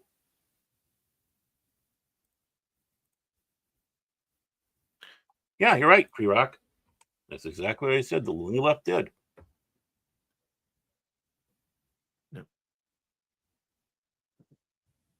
But we do have another story we're going to briefly go through. Yay! It's not going to take us very long. Actually, these next two stories shouldn't take us very long to get through them, because it pretty much cuts to the chase in both articles. So here we go.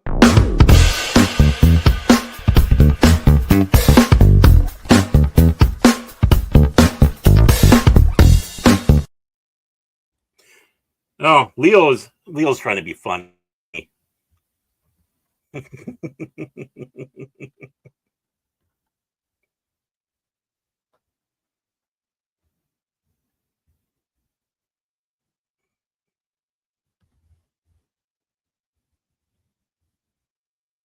All right, so we have this article from Bound Into Comics, and it says former Capcom designer asks players not to support Palworld amid legal battle with Nintendo. Well, okay. Now, okay, I guess I'm confused because there's just been so much about. That's why it's going to be a short one, because I'm confused and I don't want to have the full lesson. But I know there's always been contentious things with Palworld, Pokemon, this, that, and all that. So, yes, some people are saying that Palworld's a Pokemon ripoff, and then other people that played it have said that it's nothing of the sort. I've watched gameplay of it, and I'm like, okay, so this is an edgier version of Pokemon. Edgymon. All right, so this has one of these lounges in there, dressed up as Hugh Hefner, surrounded by all his female pokies. He gets the pokey. So this article by Ryan Pearson was posted on Friday, and it says Yoshiki Akamoto, who has worked on Final Fight, Street Fighter, Mega Man, Resident Evil, has drawn ire after weighing in on the Nintendo versus Pocket Pair patent lawsuit. He argues Palworld had crossed the line, and due to the lawsuit, asked viewers not to buy the game. Western viewers deemed his assessment unfair, perceiving Akamoto's comments as support for Nintendo, seen as the aggressor employing unfair tactics. Similarly, Japanese viewers felt his comments comparing Pocket Pair to criminals went too far. In the video, auto-dubbed by YouTube, though inaccurate at times, the hell you say? Yeah, those auto dubs are not that good. And with further translation by Verity Townsend of IGN, Akamoto discusses how Palworld will officially launch next year, along with his own gripes. He feels it's a game that crossed a line that should not be crossed, and I don't want the world to become a place where this kind of thing is acceptable, nor should anyone be granted exception if they win confidently. Sell well, make something fun to play, or something that gets good reviews. Akamoto was also surprised the game launched, thinking it would remain in beta forever while being widely played. This led him to speculate that Pocket Pair had made some kind of deal with Nintendo over the patent lawsuit, as though they wouldn't move ahead with the launch without settling the case first. He emphasized he had no information to confirm his suspicion, and it was just his opinion. Well, again, his previous statement was just his opinion. Mm-hmm. And he theorized Pocket Pair's major update for the official launch will change more elements to avoid the patent lawsuit, even if it changes Palworld into a very different game or otherwise trying to get their foot off the landmine they're stepping on. Well, it's already a different game. I mean, you got Pokemon with guns, and they kill each other. Say hello to my little friend.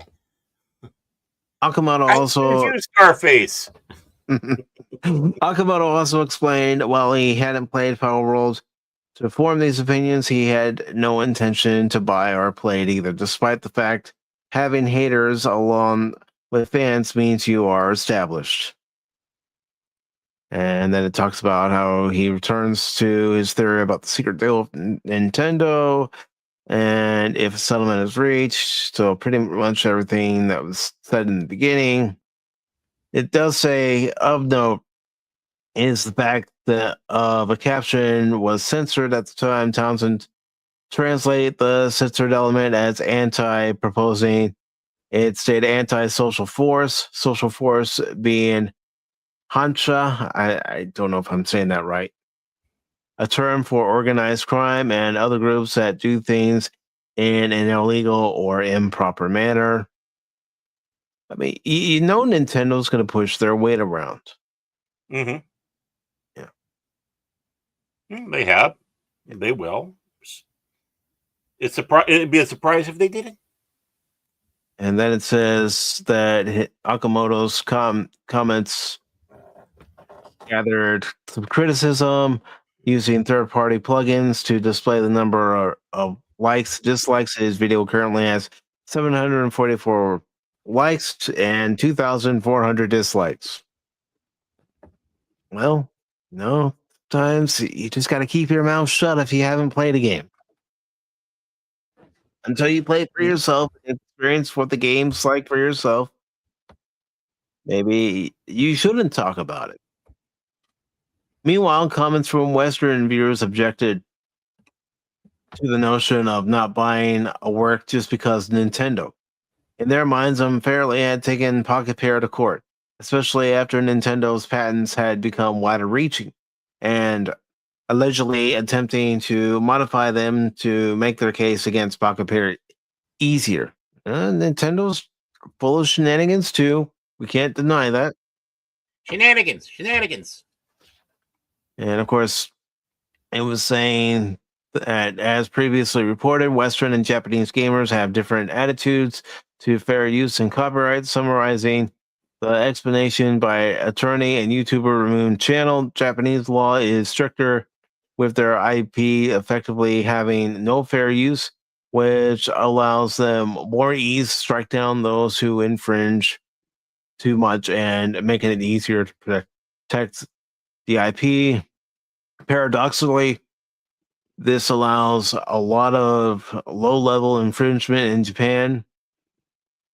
Basically, Japan works, and yeah. I'm just looking to see if there's anything of note in this article. And it does say it should be noted during September Nintendo Direct, Capcom showed off footage of Monster Hunter Stories 3, Twisted Reflection. All right, so that really has nothing to do with this. Mm-hmm. Yeah. And then it talks about some of the work that Okamoto has done previously, but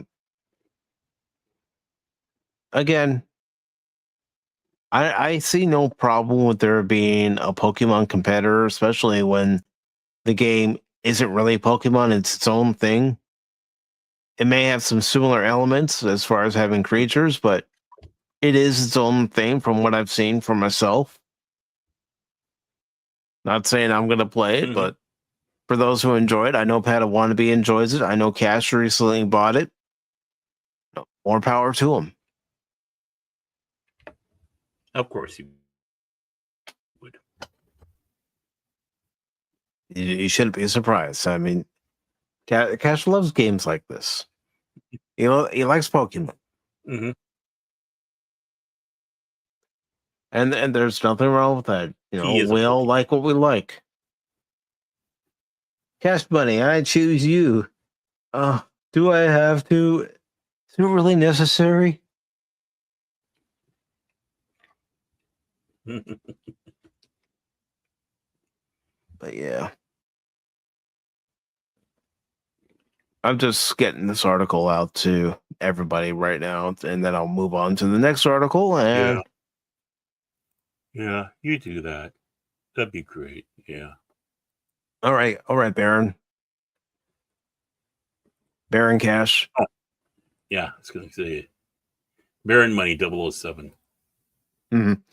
All right, so here is our next article, ladies and gentlemen.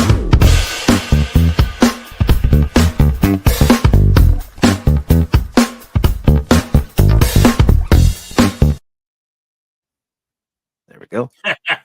It didn't want to click on. My mouse was like, no, I'm laughing at Canadian. I'm laughing at Canadian. I'll see what he said. I'll just put it on the screen. Cash is the help. My Team Rocket.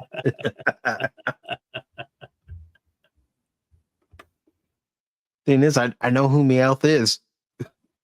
I know who Meowth is, yeah. I'm not one of those people like, huh? Who's that? Jesse and James and Meowth, Team Rocket. Yep. And that's Yuffie from Final Fantasy VII. And this article is about Final Fantasy VII Remake director saying that the third game won't launch with streamlined progression mode. This is posted on October 3rd. It's by Spencer Bakuli. Spencer!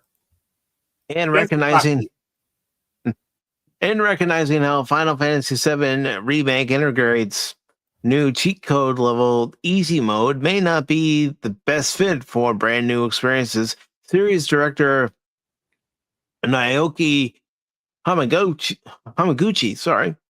says that the final entry in Cloud and Crew's remix story will not release with its predecessor's newly released streamlined progression difficulty option.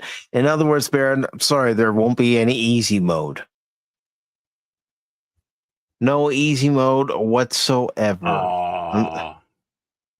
I'm sorry, Baron. No easy mode for you. I'm sorry, but you know, Baron, we have a hotline for anybody who needs to be weaned off of easy mode. And that's 1-800-555-NOOB. That's 1-800-555-NOOB. Do you or somebody you know insist on playing on easy mode and they insist on doing so for the story, and also any difficulty level higher than easy is just too hard? Well, then you give them that number right now. 1-800-555-NOOB. That's 1-800-555-NOOB. Let our experts encourage you or your friend to get off that easy mode and move up to a higher level. Yes. Wean them off that easy mode. In fact, that is where Cash is right now. He is manning the lines right now. So if you give that call, Cash will be there to give you an inspirational speech about why you should not do easy mode. And also about Baldur's Gate 3. Experience the gentle touch of Cash Money as he makes sure you do not play on easy mode and you do not have bear sex in Baldur's Gate 3. Take in the words of our founder, Mike Pacific414. Why play on easy mode when you can play on a higher difficulty level? You may die a few times or more, but once you accomplish the goal, you will be proud of yourself for not playing on easy mode. Because remember, when you call 1-800-555-NOOB, you're a good friend. And friends, you don't let your friends play on easy mode, do you?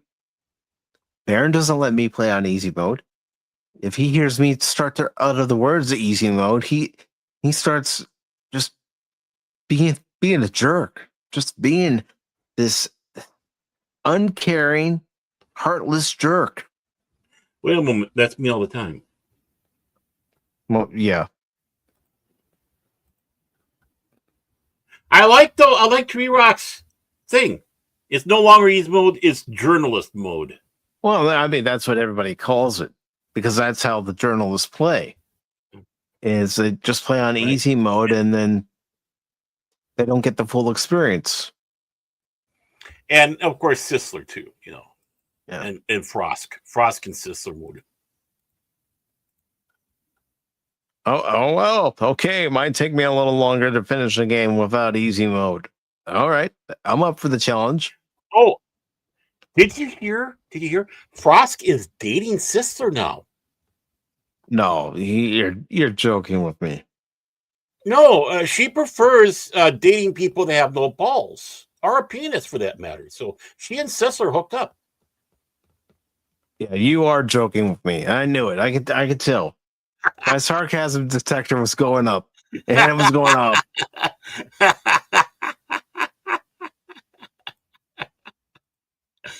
I'm not half wrong. Oh, no. But it says about the easy mode is that as far as that progression mode. It's not going to be in the newer one, and it does say that it will still be featured when Final Fantasy VII Remake Intergrade comes to the Nintendo Switch 2.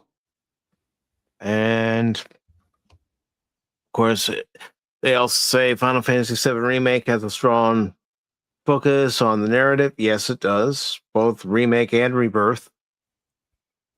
And while there are many people who want to spend hours playing through everything the game has to offer, others just want to experience the story.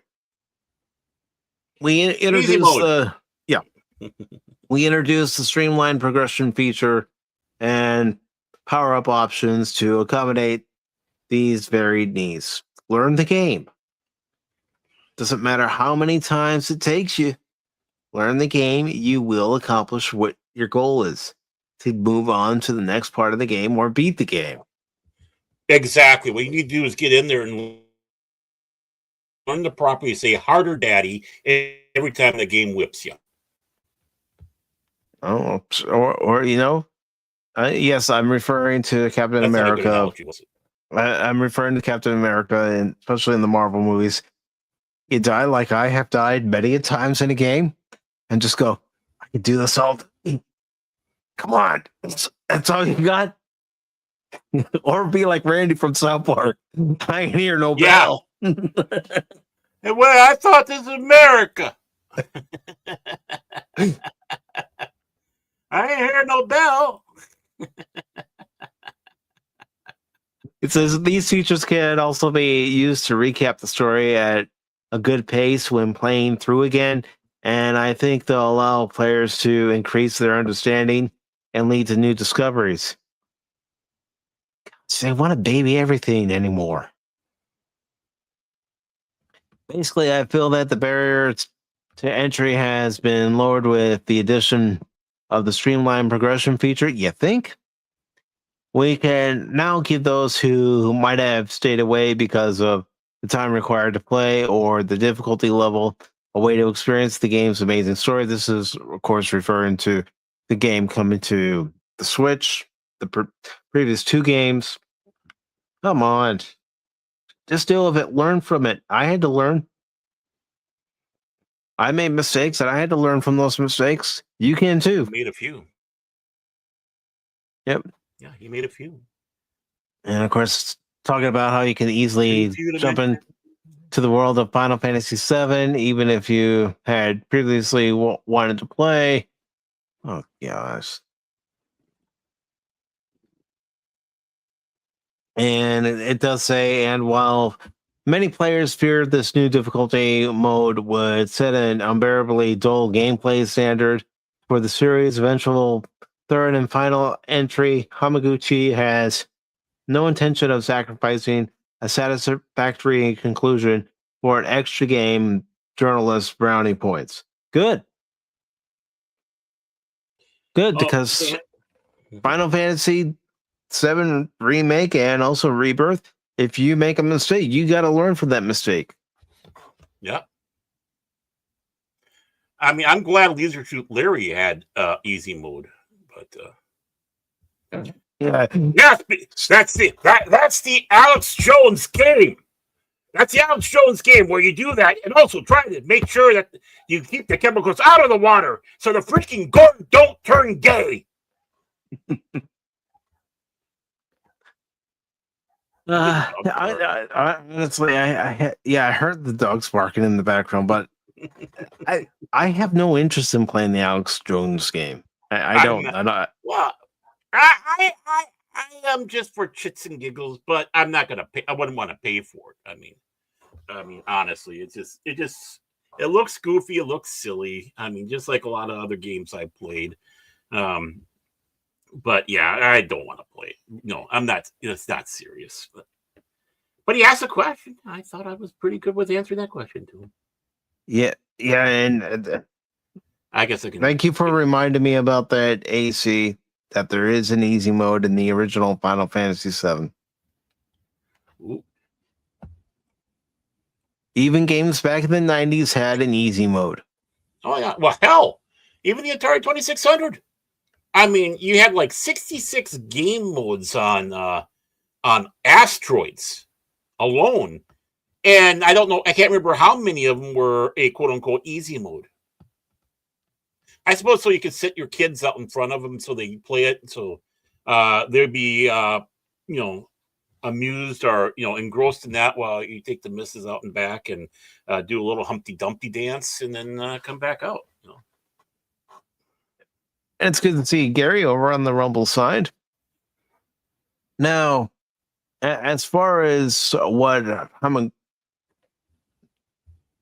Hamaguchi, I wanted to make sure I said his name right. That's why I looked up again. Has to say about easy mode. He says, personally, I like to try to make many different games just to keep myself up to date, but I don't really have the time, so I only get so far. Sometimes it makes me wish I had access to debug functions so I could cover more. And then he says, if we were to add it to the third installment at launch, it would probably spark controversy. We'd risk disrupting the experience for fans who have been waiting the longest and deserve to enjoy it the most through spoilers coming out early and similar. Well, I want to be able to experience the full game the way it was meant to be experienced. I don't want to skip parts, even if they're minor, side missions. Maybe those minor side missions help me get an ability or level up higher so I can defeat Sephiroth once and for all. I want easy mode and respect my privacy. Respect my privacy in easy mode. Respect my privacy. Yeah, I don't mind if someone wants to play easy mode just to get a feel for the game before they switch it to normal or hard difficulty and actually go through it. I like doing easy mode, when I first start, and kind of like not the whole game, but like just a little bit so you get kind of an understanding of the controls, the mechanics, stuff like that. I mean, it's like the perfect time to, that when you're on the harder mode, sometimes you just don't get a chance to breathe enough to be able to get that down pat. I consider it like a basic training. But again, it's not the whole game. It's just like, however long into it's like, okay, I got it. Okay, now let's do it for real. I mean, I did that with Bolt Gun. Start off with a little easy on that to, figure out what the controls are different from the other, Space Marine games they have there. And it's like, okay, now I can see it. And yeah, it's like Doom, but it's not like Doom. Okay, I can see how this goes. But well, yeah, I mean, and there's no easy mode in Space Marine. So no, unless you're playing the remastered version, and it's like the controls are so fucked up, it might as well be a hard mode. Yeah, exactly. But when I played Transformers War for Cybertron a couple of years ago, I didn't realize until the very end of the game that I had accidentally set it to hard mode. I thought I was playing on normal mode, and I was thinking to myself as I'm playing, I don't remember this game being this difficult. And then, at the end, it's like, wait a minute, I had it on a hard difficulty, and I got through it. Yeah, it took a while, but I got through it. Well, shit, man. I destroyed a controller the old-fashioned way, and I wore it out. But I've never gone and destroyed one. But I sure have my I can't remember how many Atari 2600 ones I wore out. Throughout time, but I just did it the old-fashioned way that way. I'm not gonna give that machine any satisfaction knowing it pushed me that far. No, I mean, I've had people come by streams, ask me if I was going to throw the controller. I said, "You kidding? At the price of a controller nowadays, I'm not doing that." I just do that to egg them on. It's like, come on, you want to do it? Come on, throw it. No, you'll come by when I'm playing the stream. You still streaming? Yeah, Baron, I'm still streaming. That's what's going to get him to throw the controller if I come in and ask that question.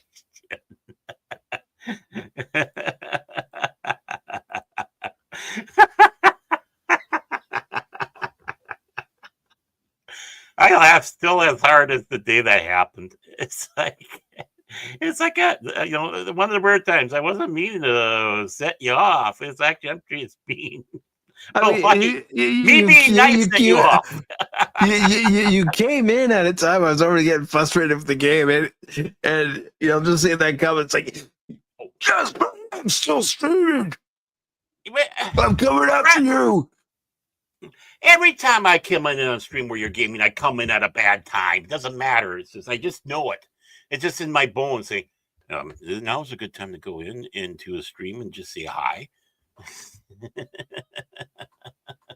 Go in there. Be nice to him. You'll appreciate it. Hey, and I go in there to be nice. And then I go in there, and he thinks me being nice is me being the extra asshole. Well, I'm used to your sarcastic asshole wit, so. Yeah, that's true. That's true. I was certainly surprised you were still gaming. It's like, oh, you're still gaming? And Lady Miss says, controller not really broken. That's what duct tape is for. Yep. Don't you want to get rid of this controller? No, this controller's been through war with me. Yeah, exactly. Exactly. But you can't duct tape an old Atari one. But no. I never broke a Nintendo controller or my Genesis controller. I had a cheap PlayStation one I broke, but it was cheap. Yeah, I still got my original Sega ones. They're still in good shape. Yeah, mine still work. The last time I tested them out. Mm-hmm. I never had a Nintendo, so I can't say about a Nintendo one. But yeah, those things they'll last a lifetime, man. If you take care of them properly. Oh, yeah, definitely. Yeah. But to end this article, it says, after noting streamlined progression mode could allow Remake to be beaten in under 10 hours, maybe around 7 to 8, if you're quick. Hamaguchi concluded, naturally, when we announce features like these, we get responses. This is sacrilegious. Even within the dev team, there are people who feel that way. Well, good. I'm with the dev team. You would be, kiss up. But unless someone takes the initiative, it doesn't happen. I personally believe that with digital entertainment today, the players should have the choice in how they interact with content, he concluded. That's why I push for it. Boo! No. No, absolutely not. Absolutely not. I don't even have a boo soundbite ready because I'm rearranging some of my sounds. So this is what I have to say to anyone that plays on easy mode. Your mother was a hamster, and your father smelt of elderberries. That seems about right, doesn't it? Yeah, it sounds good to me. Ever have elderberries? They're not bad. No, I've never had them. I knew someone who was absolutely nuts about, he grew it and all that. He was one of these. He was a vegan or is a vegan. The family's all vegan, and he was into elderberries, and he grew elderberries, so he made elderberry jam, and all the way across the board. So, needless to say, sometimes the Monty Python joke got used. And Lady Miss says, I have original PlayStation 1, and it still plays with several controllers. Yeah, you take good care of it. It'll last you. Mm-hmm. Or she says hello to us. And yeah, I've seen some of the Nexus mods. One of them where they actually have voice lines for the dialogue. Ooh. Yep. And it's good to see DJ Ronnie G. How you doing this Sunday, brother? DJ Ronnie G and his turtles, nerd. DJ Ronnie G on his commute home from work. Oh, okay. Yes. So, Baron, are you curious to know what the top DJ up on your mystery bus? Are you curious to know how the weekend box office did? Sure. I'll play your game. Oh, come on! You know what movie you want to see if it made any money this weekend. Come on, Oh, you know it. I do. You know I do. And I hope it's still on there, man. I hope it. Me too. Me too. Yes. Please let it be on there. Please let it be on there. Please let it be on there.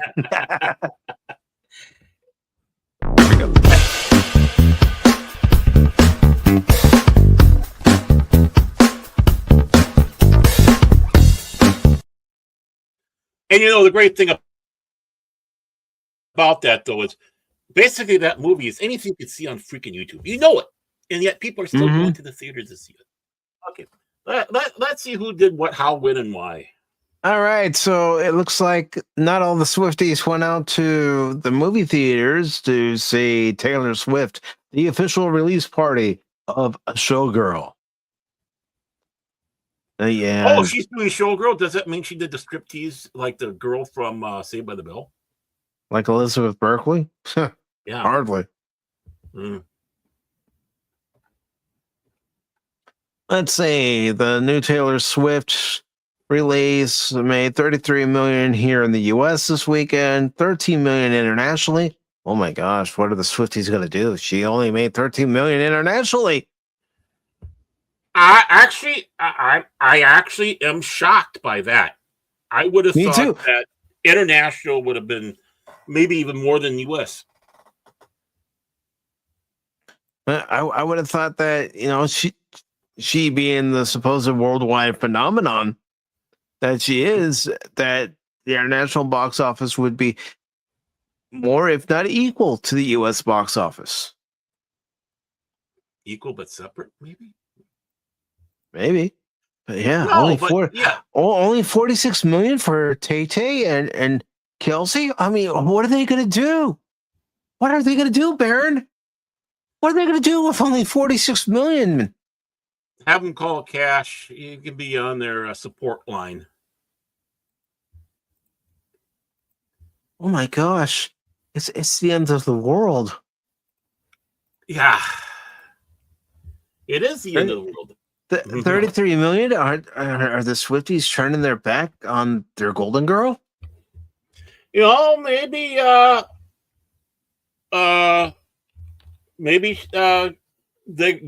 fatigue. I wish I could be serious. Maybe it's the fatigue. Yeah, the fatigue of seeing her during every NFL game that she went to. It's like, okay, yeah, we know. Get her off the screen. People are wanting to watch football. Or even at the Super Bowl, this past Super Bowl, she got booed. Yeah. Oh, yeah. It's like, folks aren't at the Super Bowl to see Taylor Swift. They're at the Super Bowl to see the game. Who was the football player again? I think his first name is Travis. He's got a brother, too. So, yeah. I was just one battle after another, and I think this is okay. Let's see. Yeah, just want to see how many weeks it's been out. Real quick. Yeah, this is the second week. That's what I wanted to double check. It's already made 42 million overall. Its grand total for this weekend, I looked at it before, was 11.1 million. But this is the new Leonardo DiCaprio movie. Oh, yeah. That horrible piece of shit. Yeah. And 101 worldwide. I mean, worldwide. Yeah, that's just a piece of crap film. Typical. Yeah, its budget was over 100 million or something like that. I thought it was like 150 or something, but yeah. Oh yeah, that's right. She had that song about Travis Kelce's Pecker. in their song Wood. So, I mean, the fact that she's singing about his pecker, no wonder why it probably didn't. He's like, yeah. And let's see, The Rock's new film, The Smashing Machine, only made $6 million. The most electrifying man in all of sports and entertainment. Apparently, he's not that electrifying at the box office. oh my word. That.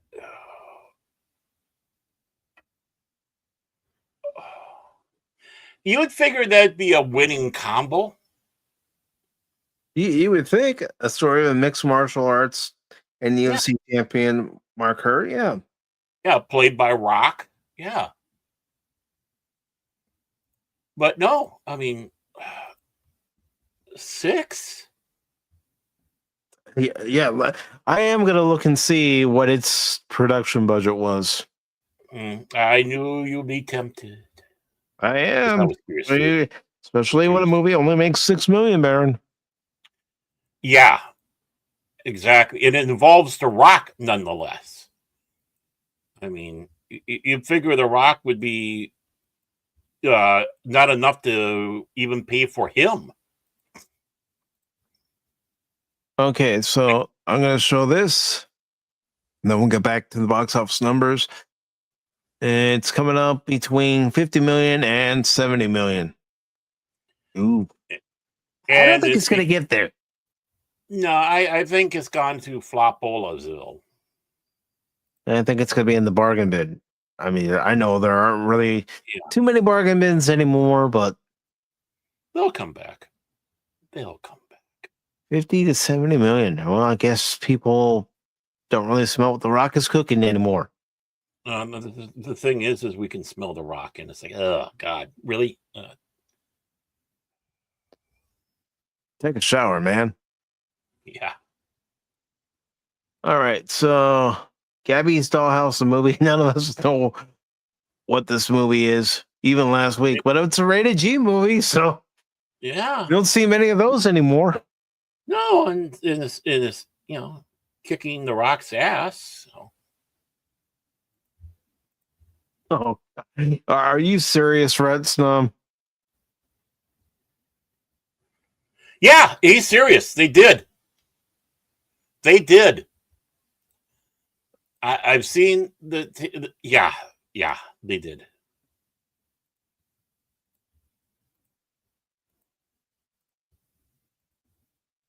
You know, people just don't look at The Rock like they used to. No. Back in his heyday when he was still wrestling and then getting into acting.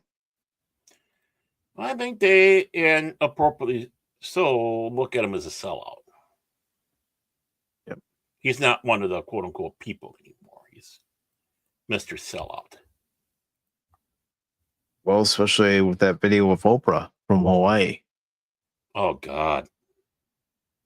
That might have been it. That might have been that last straw, but I mean, you know, Black Adam didn't do well. No, it wasn't a good movie either. No. So, yeah, I think The Rock's stone is sinking, shall we say. And as far as maybe Gabby's... Taylor Swift will write a song about him in his penis. I don't know. Maybe. And as far as Gabby's Dollhouse is concerned, it has matched its production budget, but who knows if it's going to make any more. And Pops gives us a hard question. Yeah, Gabby's Dollhouses, they're on the path of doing pretty good. Mm-hmm. That I do not. I got to be honest. I'm curious enough where I want to go see it. Yeah, you know, I'm curious about wanting to see it too. I don't think I'll see it in the theater, but I just really, I don't have a feel on that movie one way or another. How it's going to do. I mean, Tron Legacy didn't really do that good, which is surprising that they do this one. Mm-hmm. And Jared Leto, he's you know, having some issues, shall we say? I don't know what that's going to do to affect it, but I mean, it looks amazing for the previews. I love the cop car getting cut in half, but I don't know. And for me, though, I think there's it lost a lot of its charm when they made everything nice and crisp. I love how the aesthetics were for the original Tron, Mm-hmm.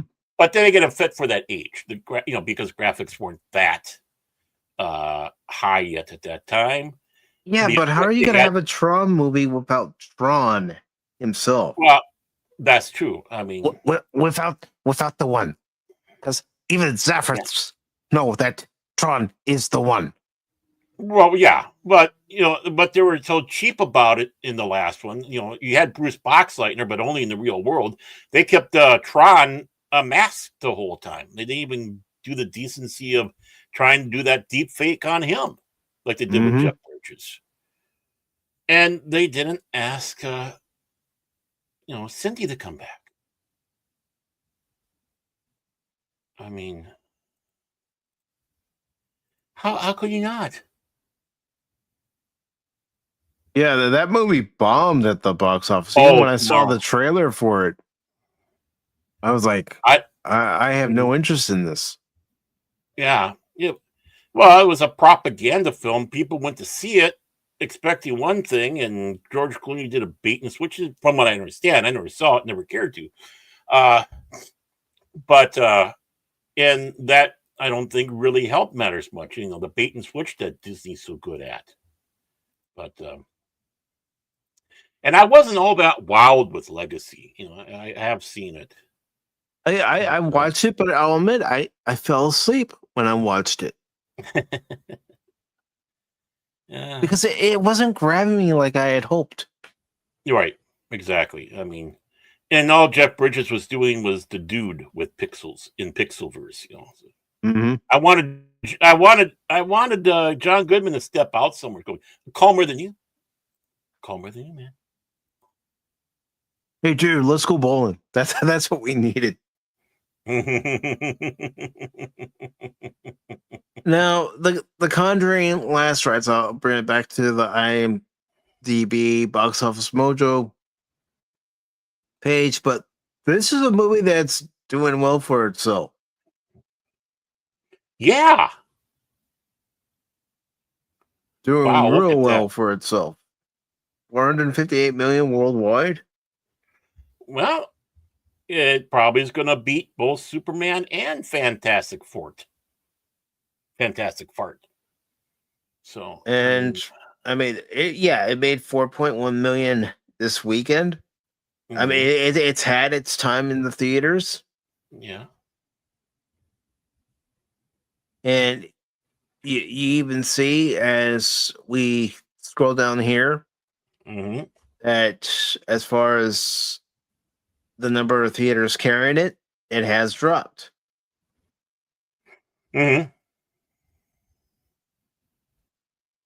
But it's also a movie that has done well as far as the franchise is concerned. It's made the most of any of the movies in the franchise. So it's guaranteeing that even if this is supposedly the last movie, that maybe in the future there might be one extra installment. But if they were smart, and I know it's Hollywood, they're not always not always the smartest bulbs. But if they were smart, they would go out on a high note. Yeah. The little film that could. And Treyarch says Tron Legacy was too serious. The first Tron movie was fun because of the Flynn character. Yeah.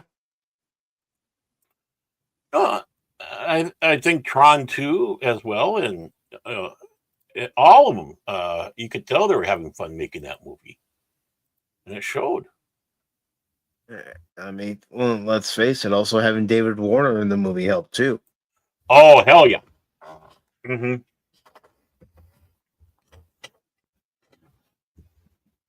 Yeah, The Conjuring Last Rites just keeps on tooling along.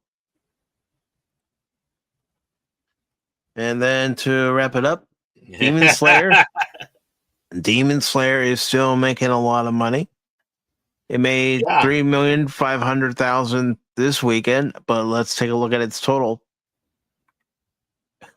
Oh, what an embarrassment for both Fantastic Four and Superman when you have an anime come to the stateside and also internationally and beat out both those movies. Yeah, this is a put that in your pipe and smoke it moment. It just goes to show with the low budget like this movie had compared to the overinflated budgets that the movies over here have, you can have success if the story is good and it grabs people. Right. Word of mouth says go see this movie.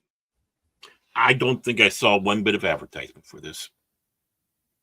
Well, it definitely has a following where it didn't really need any of the advertising. Well, obviously so. It's like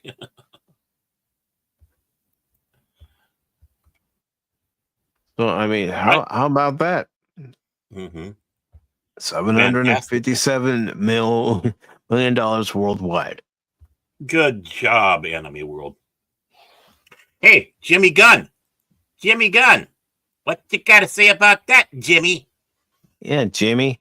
Oh, yeah, the re-release of Avatar The Way of Water before the next Avatar movie, Bore Fest, comes out. Yes, I find them boring. It only made $3.1 million domestically and $6.8 million internationally.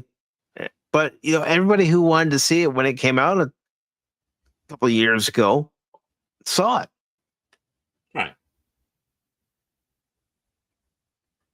And it was only out in 2,140 theaters. Come on, Disney. You could have done better. If you really want to get people in the mood to see the next Avatar movie, release it in more theaters, you schmucks. They probably don't think they need to.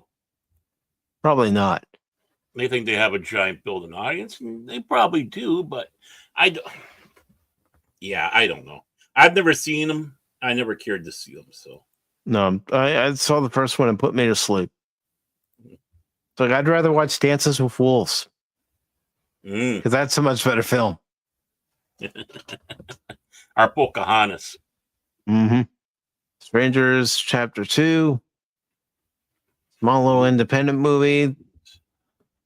And it's made a total of 11 million worldwide. So got that. Hey, Baron. Good boy. Good boy. Oh, good boy. A loyal dog moves to a rural family home with his owner, only to discover supernatural forces lurking in the shadows. As dark entities threaten his human companion, the brave pup must fight to protect the one he loves most. Boy, actually, I wouldn't mind checking that out. Yeah, sounds good. Never heard of it. I wish I had dogs like that, though. And then in the number 10, we have The Long Walk. And I'll be right back. Okay. And of course, there was a release of Casper. I don't think anybody really knew that it was coming out because it wasn't really advertised that much, like a lot of things. So you had Bone Lake only making $828,560 this weekend. Perfect Blue, Enemy, and Eleanor the Great. Of course, you have Bad Guys too, but I know what movie everybody wants to know about. And if Baron can still hear me, yes, Baron, it's still on the list. It is still out there. It made $2,842 this weekend. Cat Video Fest 2025, everybody. It is still on the list. And it's made $1.2 million. I think he had to go somewhere. He'll be back. He'll be back. But that's right. Cat Video Fest 2025, everybody. The little kitty movie that could. Meow.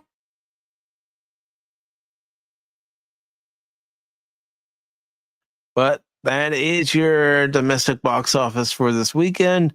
I'll go ahead and get into this next story, and then Baron can chime in. I heard. Yeah. Kitty cats forever. That's right, Baron. Don't you love it? 1.2 million. That could buy a lot of catnip, a lot of treats, a lot of cat food, A lot of lasagna. a lot of toys. Doesn't look like it'll be on the list. I doubt if it'll be next week because how low it is. But you never know. Yeah, you never know, Baron. You never know. We could come back next week and go, oh my God, it's still on there. I mean, it's one of those decisions. You can either see Fantastic Fart or Cat Video, the movie. Or Cat Fest, the movie. Oh, I'll see Cat Fest. Yeah. Well, you can see Fantastic Four for cheap, for free, or you'll have to pay to see the Cat Video Fest. I'll pay for the Cat Video Fest. Well, let's just see what Fantastic Four First Steps is up to. Oh, yeah. Embarrassing. It's saving Disney Marvel. No, unfortunately, this is a movie that never did. But it's available to watch on digital now, and it will soon be available on Disney Plus. Ooh, not gonna get it. 521 million. That's all I could get in. What about since we're getting close to the story? Super. You don't know how tempted I am to put it. Superman. Super duper man. It's the juvenile teenager part of me. It's Mad Magazine. Yeah, it's Mad Magazine. That's what they did. Super duper man. Super duper man. You both you movies got your asses handed to you by a Japanese anime. And what's worse about it is because of their budget, they really handed it to you. Yep. You guys might not have even made much of a a return on investment, if any. I mean, congratulations, they're done. Yep. And yes, folks, we are gonna watch the 2025 Superman to check it out for ourselves on November 19th. But I got a palate cleanser lined up. Don't worry. A good palate cleanser. A 3-hour extended cut palate cleanser of 78 Superman. Come on, we're gonna need that palate cleanser, Baron. I know, but I'm just thinking about the bed sores in my butt.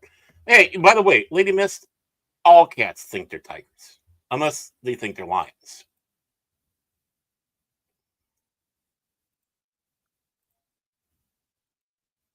Whatever happened to consumer choice? I don't want to pay for a streaming service. Yeah, it's getting ridiculous. None of us have the money to pay for every single streaming service when it was said, 15 years ago, hey, cut the cord. Yeah, well, we cut the cord and look what you're doing to us now. It's no different than having cable again. Oh, I said all cats think that they are a tiger unless they think they're a lion. You gotta remember they do have egos. But well, that's just. Of course, cats have egos. I mean, you have cats that think they're bigger than they are. And some of them they find out the hard way. Yeah, exactly. I'm sure there will be. I'm sure there will be an AI film.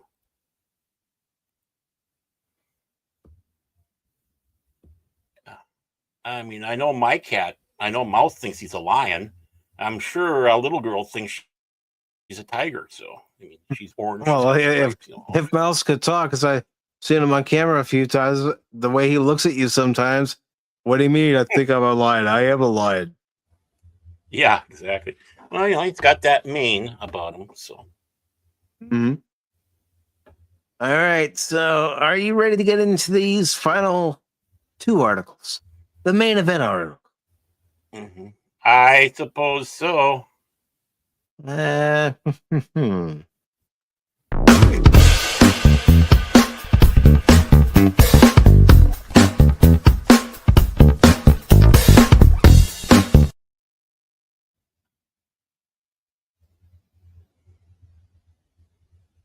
And your wife says, "Pretty girl." Little girl. This little girl. I named her. This little girl. And Pop says, Little.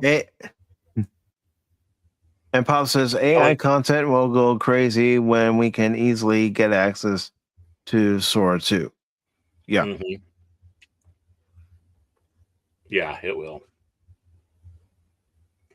I mean, the horribly done adverts they have right now. One of the gambling sites, Underdog. Oh my God, how everything about it is done AI, and it shows. I mean, it really shows, including the voiceover. It's like this, you know, it's like, congratulations.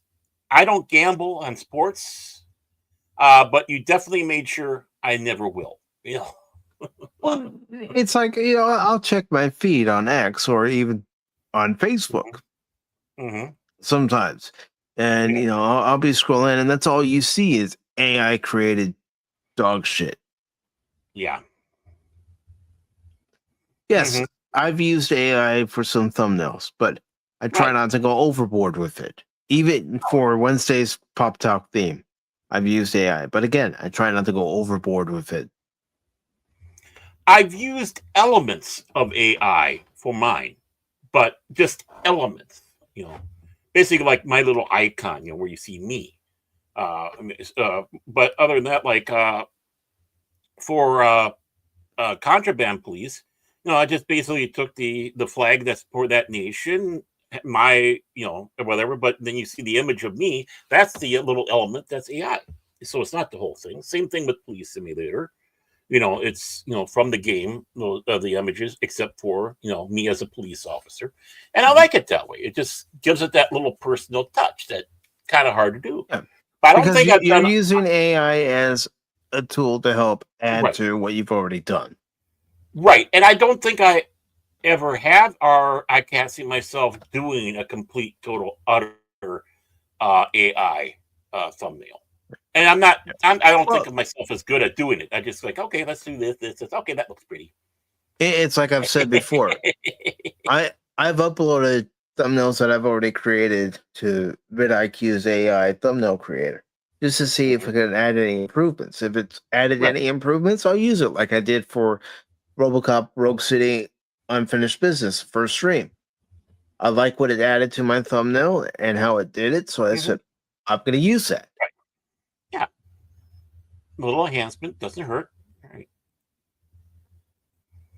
But and I have no I problem don't with I don't want to get dependent on it where I stop making thumbnails of my own, learning Photoshop more and more. And yeah. Well, see, that's just it. It's a nice tool for a small content creators who don't have the money to try to get somebody to go out there and might just do the whole thing AI and therefore get ripped off, to have a helping hand when we make ours. And again, it's a tool. It's not a crutch. It's not something to fully rely on. But you know, if a little bit of elements will help spiff it up a little bit, nothing wrong with it. You know, nothing wrong with it at all. And again, the same thing with the music that they have on there. You know, you want to have something original, but you can't afford to have someone make something for you. You don't have, excuse me, or, you know, you go like Pixel Drain or whatever they're called. But the thing is, how many other people are using the royalty-free music on their videos as well? It's like, no, I want something unique to me, and boom. And majority of my music, I'd say 99% is made, well, quote unquote, made by me. Yeah, I can say made by me because I put the prompts in. And that's about all. It's something I put in, got the prompts, and sometimes many prompts, many tries, and there we go. It's like, okay, now that works. And Pop says AI is a tool to compensate for my skill weaknesses. Yeah, same here. Right. I'm not great at making thumbnails, but if it can help add to or enhance what I've already done, then great. Yeah. In fact, Pops has AI'd himself as James Bond, but now he's gone back and re-AI'd it to take the gun out of the hand. See, that's how dedicated Pops is. About as dedicated as James Gunn is to making sure that Superman looks awful, although, like I said, we're going to watch it for ourselves. And Peacemaker, again, with the first season, it was the supporting characters that helped make the show better. Yeah, and it's no longer canon. Nope, it never was canon. Yeah. But we have this article from Matt McGloin of Cosmic Book News, and it says James Gunn's DCU mocks Jesus Christ, glorifies Yahtzee World. This was posted on Friday, October 3rd. And it says James Gunn is, and again, in the latest episode of Peacemaker Season 2, Gunn not only continues with his Yahtzee Earth storyline, but he also takes aim at Jesus Christ, mocking religion, and tying it directly to Yahtzees.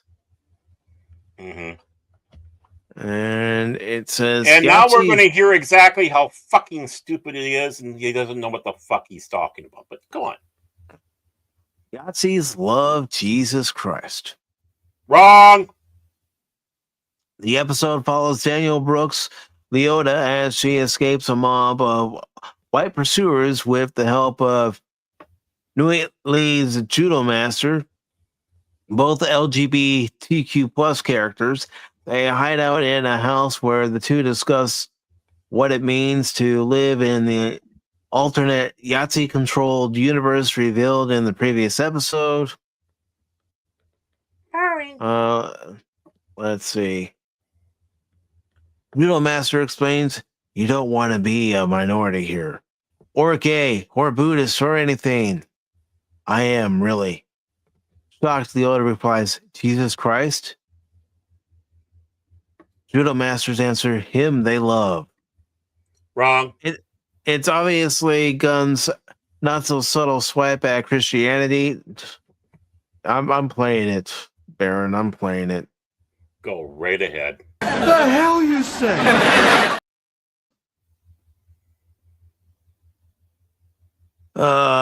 Framed as something adored by Yahtzees and, of course, right-wingers, though in reality, Yahtzees are left-wing socialists who abhor Christ and religion, save their own.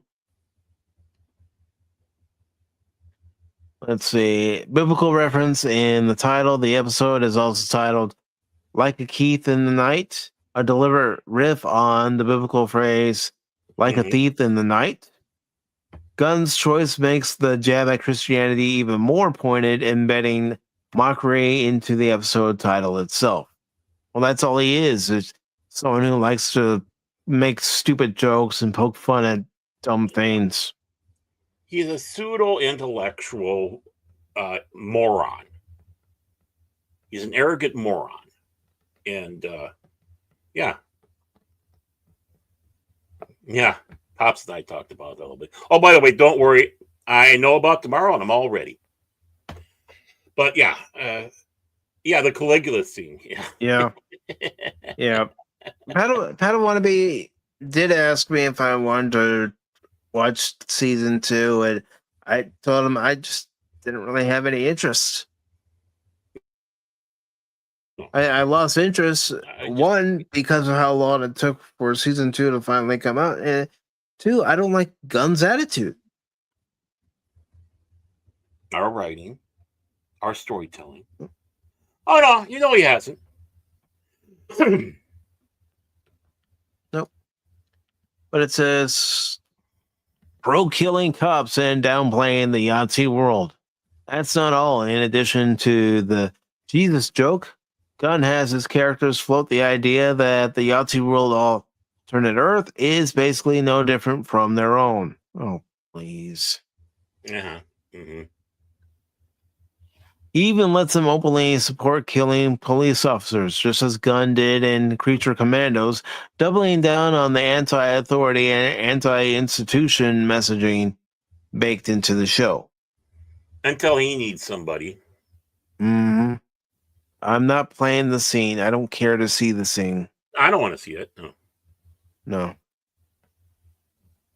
Gunn's pattern of shock politics. From rewriting Superman's origin to racial politics in Peacemaker to mocking faith and glorifying Nazis, Gunn keeps proving his DCU is less about honoring characters and more about pushing his own taste for politics, provocation, and ego. The DCU characters also graped each other. Great. Just great. That's what you want in your comics, right, Pops? Well, take a look at it.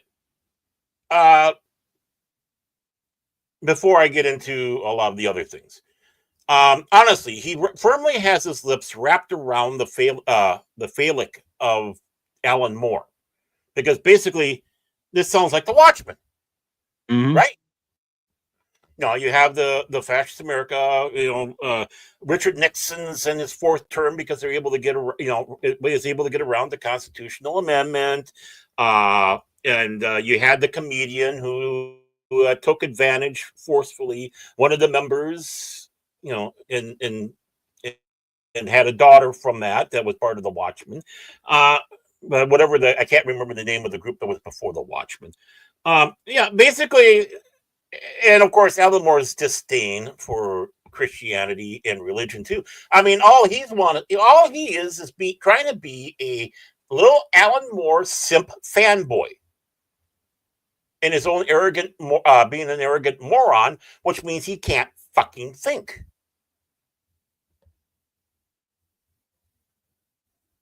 I think we've seen it all, where basically all he does is rip off, right? Mm-hmm. I mean, he's worse than James Cameron. And yeah, Gunn is writing losers, not heroes, which, of course, again, with the Alan Moore method of things, is I don't believe in heroes. And heroes are bad.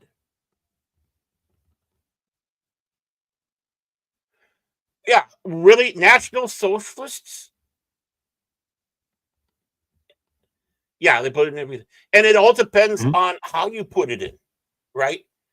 Gunn isn't doing it right. It's like this is his little fetish world that we're seeing. We're going into his little fetishes with all this stuff, and we didn't want to see that. We just wanted to see superheroes. Yeah, we want to see superheroes to resemble the characters that many of us grew up with, whether it was with the comics, whether it was with TV shows, movies, wherever the media was that we actually watch these characters in. We want to see those characters. We don't want to see a version of those characters that isn't even anywhere close to what that character is. Right.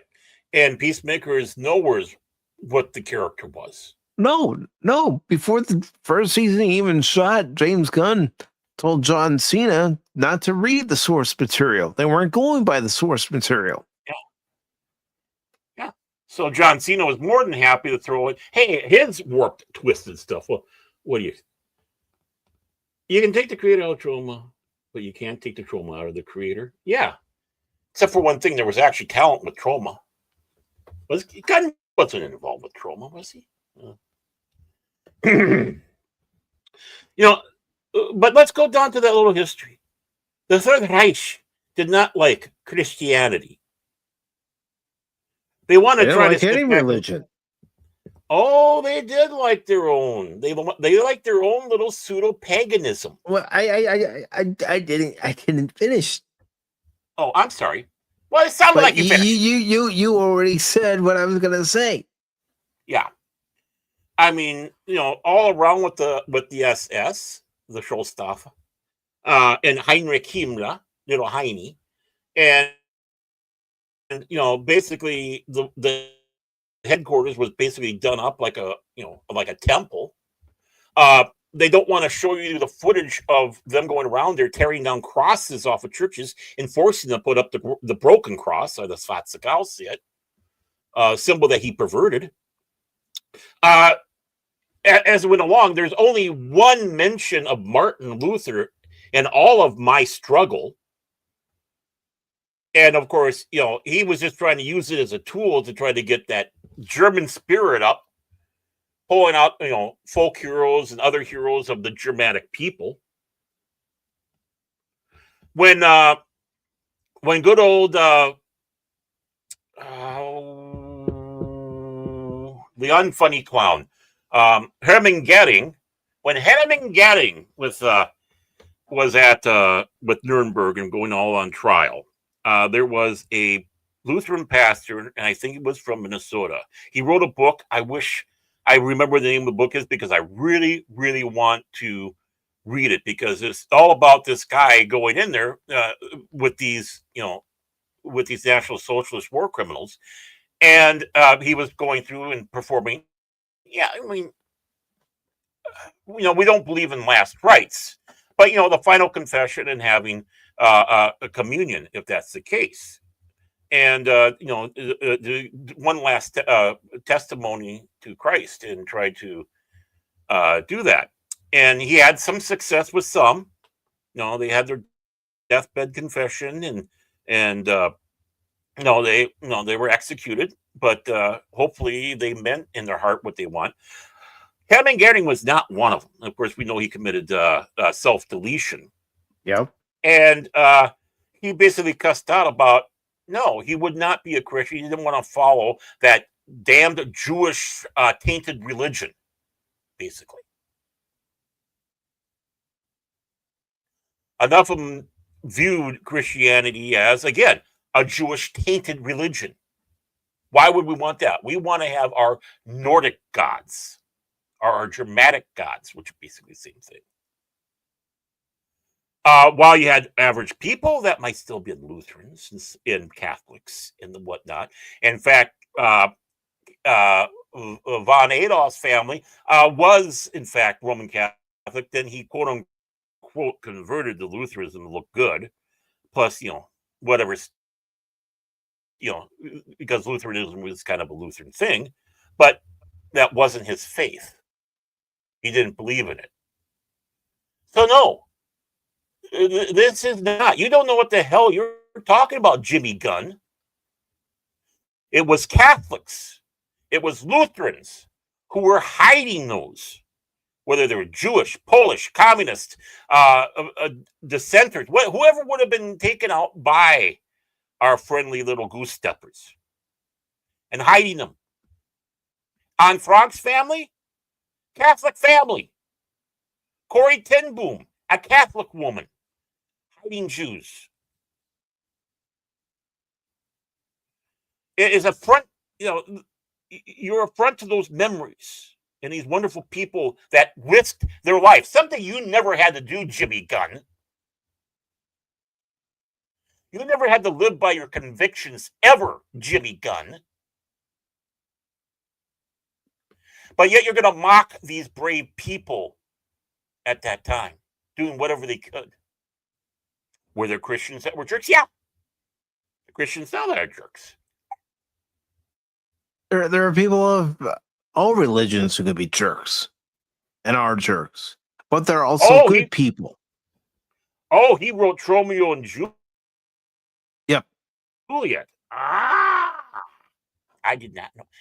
Doc, I did not know that.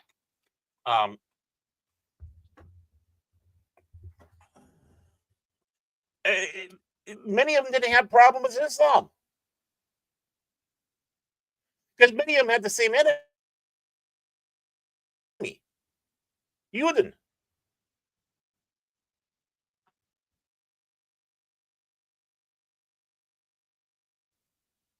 Am I back now? You're back. Okay. You had SS divisions that were made up of basically Muslims. You even had a black from African SS Corps, believe it or not. If we really want to get down to it, Hitler and a lot of Third Reich didn't really have much ill feeling towards black people. I know it's surprising.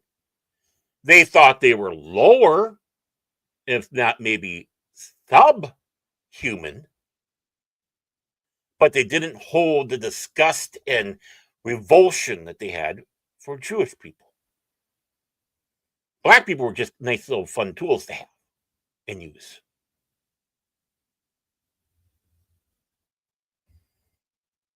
So, you know what, Gunn?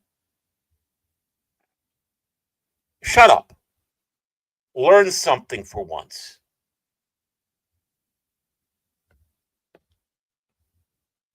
Just learn something. Because you're making the one at the back of the short bus that's constantly drooling look like Einstein compared to you.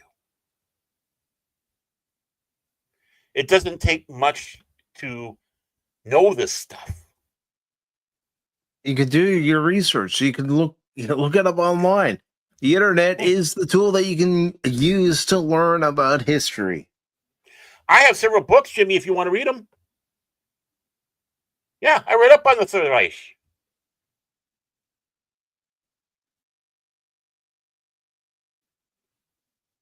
Not in sympathy. Yeah, I read My Struggle. Not in sympathy. Just so you know what the hell you're talking about. Not because someone told me what is in there. Somewhere around here, I actually have his quote-unquote second book that I meant to read. It was basically the unpublished manuscript that he had for the follow-up. Hey, you thought this was a barn burner. Here's another. So, Jimmy Gunn,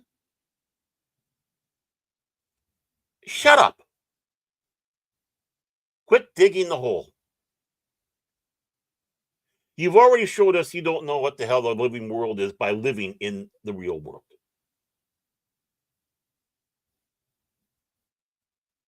Your hatred of God, we understand. Okay, fine.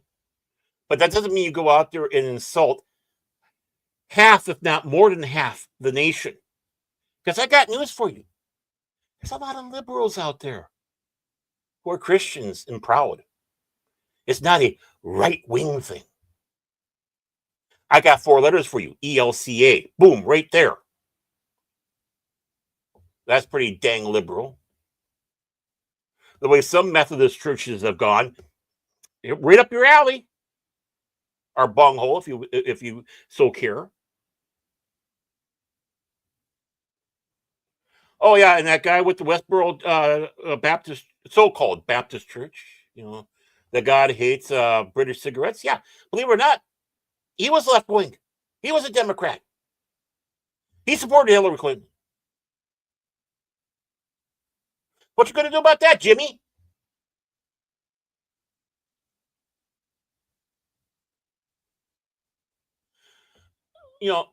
It's time for you to grow up if you want to play in the big boy world. You want to wear big boy undies? It's time to do that.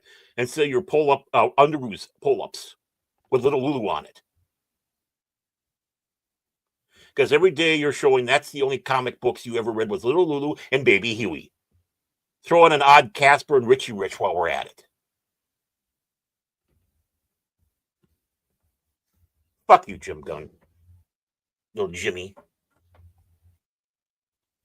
Doesn't take long to learn about history, and the more you learn about history, the more interesting it becomes. Right. But you want to know something? The character, right? She's a black lesbian or whatever.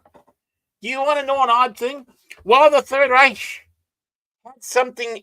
Obviously, they did not like homosexuals, even though there were passes, like Ernst Röhm, the head of the SA, and a good personal friend of von Adolf.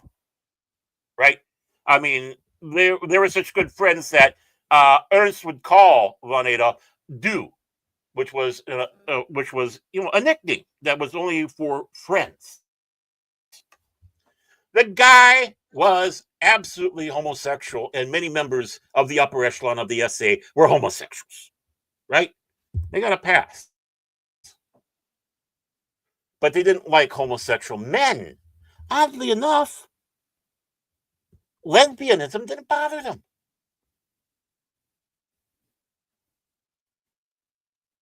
As long as you're not a lesbian, as long as you're not a lesbian Jew, that is, or Polak, or Gypsy, or whatever the list that the other half would help ruin that for you. Strange conundrums in there. But you wouldn't know that, Jimmy. You're the smartest man in the fucking room. Heard ya. Oh, we're not done with Jimmy Gunn, as you can see, folks. James Gunn describes critics of Peacemaker as racist. This is by John F. Trent. It was posted on the 2nd. And it says, DC Studios co-CEO James Gunn recently describes critics of his 2nd season of Peacemaker as racist. Of course he would. In an interview with GQ, since when has GQ ever been Gentleman's Quarterly again? Yeah, it's more like Degenerate Quarterly. And again, I refer back to a previous statement I made. The one scene at the back of the short bus constantly drooling. Jimmy. Okay, good job, Jimmy. Gunn was asked, Peacemaker has become the flagship TV show, though the next chapter after Superman. And yet it's as weird and specific as it's always been. Does that delight you as much as it delights me? Gunn replied, the show delights me. I really do whatever I want with Peacemaker. Yeah, it shows. And I mean, in one respect, I do whatever I want with anything because I'm able to make my own choices and I'm my own boss. That's the problem, Jimmy. Yeah. If you're not going to go by established canon and you're just going to do whatever the fuck you want, then no wonder Superman isn't the success everybody was saying it should have been. No wonder. Even try to say it was. It's like, no. Yeah. No wonder Suicide Squad wasn't an immediate hit with fans. I had to turn my brain off to enjoy it. That doesn't mean it was good. Well, and of course, and look at that barn burner Preacher Commando. Yeah, Preacher Commando. And yeah, I know this other part is Marvel, but the only part of Guardians of the Galaxy Volume 3 that I enjoyed was Rocket's story. That was it. Everything else felt disjointed. The characters didn't feel like the characters that we had known in the previous 2 movies. Mm-hmm. But getting back to this article, it does say, but with Peacemaker, we really let it go. We take chances. We go to places where I think other people are afraid to go. Since when? Since when? Everybody's gone there. Everybody's gone down the road of Yahtzees, LGBTQRS, TUV. Or just LGBT plus,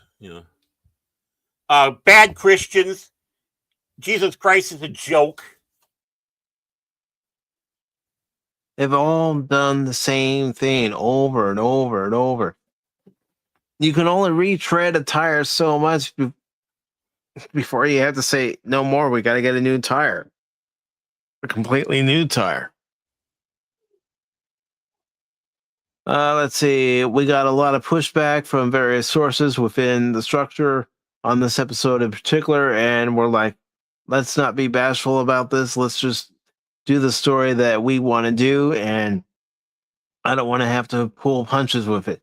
Well, that's all you and everyone else in Hollywood has been doing with shows like Peacemaker, Star Trek, and so many others. You're doing what you want to do instead of what the source material has dictated for that established character or established franchise. Right. You don't give a shit about what's already been established. And it shows. Well, I mean, he's Jennifer Lawrencing us. Oh, I feel like I'm going to go where no one has gone before and this type of thing. Doctor Who, Star Trek, Star Wars. They've already done it. You're not a real Voyager. Again, just like anything else, you're just a mindless waffle tag along. But you're going to try to gaslight us into saying that, oh, look at me, I'm a trailblazer. Yeah, I mean, last night you brought up a point about Voyager when we were watching Caretaker for The Adventure Continues. How the premise of Voyager being lost in space got old very fast. Right. Yeah. I mean, I wasn't trying to be mean, but it's like, that's, that's an honest assessment, from my point of view. And I mean, it's my point of view. And it's understandable. There comes a point where, as a writing team, you have to figure, okay, we got to get this show going in a better direction than what it's in now, because fans are losing interest, and fans were losing interest during the course of Voyager's run. Right. Which why Enterprise was a big mistake to do, at least right away.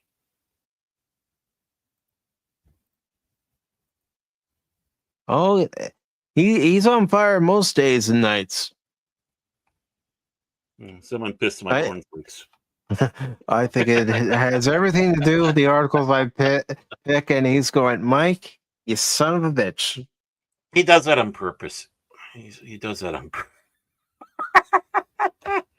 And don't worry, I'm gearing up for this one too. And he goes on to say, next, he brought up the criticism the show is, the show is receiving. And it's interesting because there hasn't been that sort of, I have a few racists that have called me polarizing, but I'm okay with being polarizing and letting racists fall to the wayside. People love this episode the most, so it's exciting. Oh gosh, God, have you listened to yourself? You are so full of shit, dude. Yeah. Oh, it's coming out of every orifice. Yeah. He swits shit. Someone criticized me. They're racists. Oh no. And Pop says at least the next movies we're discussing are decent. Yeah, they are actually.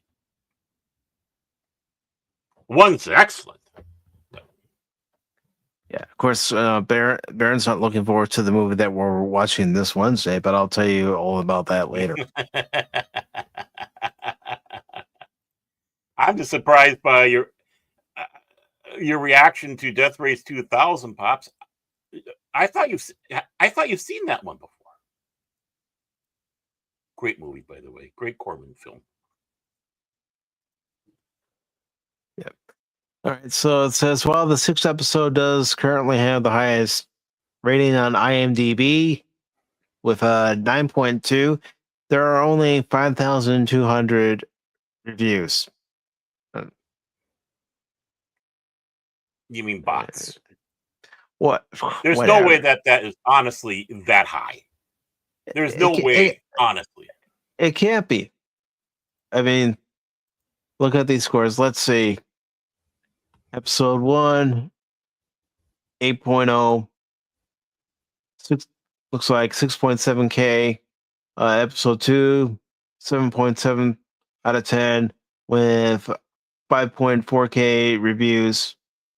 8.5 for episode 3 with 5K. Excuse me. 5K reviews. Episode 4, 7.7 with only 4.3K reviews. Episode 5, 8.2 with 4.1K reviews.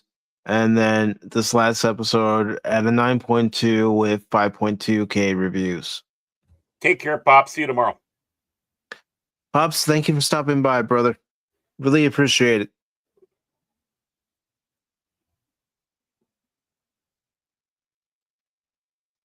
Star Trek Voyager's run, more like Voyager's gun. Janeway attacking everything in sight to prove her female dominance.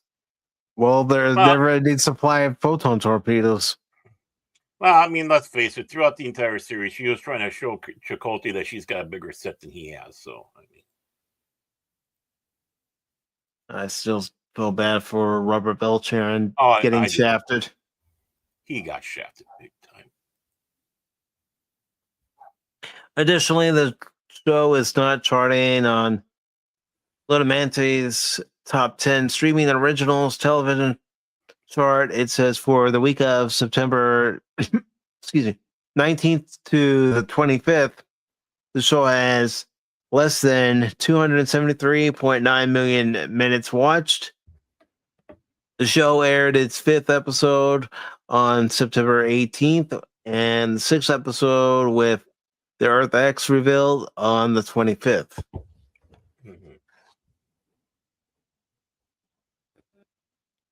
And there's that chart they were talking about. Mm-hmm. There are YouTubers out there. I'm not one of them, but there are YouTubers out there that get more views per minute than some of these. Yeah. Yeah. I'm talking about the bigger ones too, the bigger YouTubers. Yeah. All right. It says, nevertheless, Gunn was then asked to provide more clarity on who he was calling racist. I assume the pushback you're referring to what was people asking, can we not do Yahtzee Earth right now? And not about, say, Nicholas Holt's Lex Luthor showing up? He responded, yeah, no Lex. Everybody loves Lex being in there. That's an easy one. They love the crossover with Superman, and I love Nick in the episode. And Nick's really happy with the episode, which I'm most happy with. Love, love, love, love. Isn't my Superman great? That's what I'm hearing. Yeah, yeah. Listen, we're dealing with a very sensitive subject. We're dealing with racism, and at the same time, there's humor in the episode. Really? I don't know. And so you're dealing with something very delicate, and yet we're not being delicate about it. But I don't think we're not being delicate in a non-thoughtful way. You're doing everything that every other Hollywood twat waffle out there has done on their show. Yahtzee's this, Yahtzee's that. I mean, was it one of the Star Trek shows, Baron, that actually had a character that some people were saying looked like Doomcock? Oh, that was She-Hulk. Oh, She-Hulk, yeah. Well, they all start blending together nowadays with the way the writing is on these shows. Oh yeah, yeah. Again, not. Yeah, I'm just waiting. I'm just biding my time here, like Tyrus. I'm just biding my time. I think we're being thoughtful about it. When I was first writing the episodes and I first finished the episode, I had sent it to Daniel Brooks, and we had a big conversation. I wanted to make sure she was okay with everything. Probably not. You're probably thinking, I'm the co-CEO of DCU. I can do whatever I want. And yeah, he said it earlier in the article. pretty much to that effect. I'm not sure if I was watching it as a casual viewer that I would have noticed what was going on in Earth X. I think everybody online noticed what's happening, but also because they were discussing it. I showed the whole season to people before that, and they did not notice at all. Oh, please. They're kissing your ass, James, just like you kiss theirs. Yeah, And things that didn't happen for 500, Alex. Yeah. And it wasn't all white friends. It was people of color, white people, everybody who just didn't notice that all the extras were white every time we went to Earth X. Hey, And hey, so, Mike, do you hear that? He can't be racist. He's got black friends. He's got black people involved with this. He can't be racist.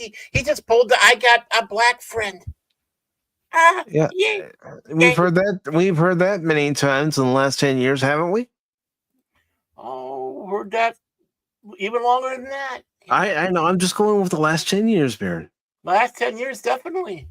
I think that's been the basis of, yeah, Jimmy. Yeah, Jimmy. And so it was about the stuff with that Abadayo specifically and what happens at the end, because you don't want to treat it lightly, and there's a humorous aspect to it. There should be nothing humorous about going to an alternate Earth where Yahtzee Germany is in charge. Well, the thing is there was one show that actually did a great job of inserting some slight humor that was appropriate. It was called Star Trek. The episode was called Patterns of Force. Very serious episode, right? Of course, it's not Earth; it's in their planet, but they were contaminated, but there were some passing believable moments that were kind of chuckle. That kind of helped take a little bit of the intensity off for a moment, so you could regather up and refocus as they went along in the story. Especially when Spock was telling Kirk that he looked good in that uniform. Yeah. I mean, even in the piece of the action, there were humorous moments, but they were appropriate. Right. But Gunn can't do that. How can I turn this into a pee-poop fart joke? Yeah. All right, so let's see. Let me get back to where I was. What happens at the end?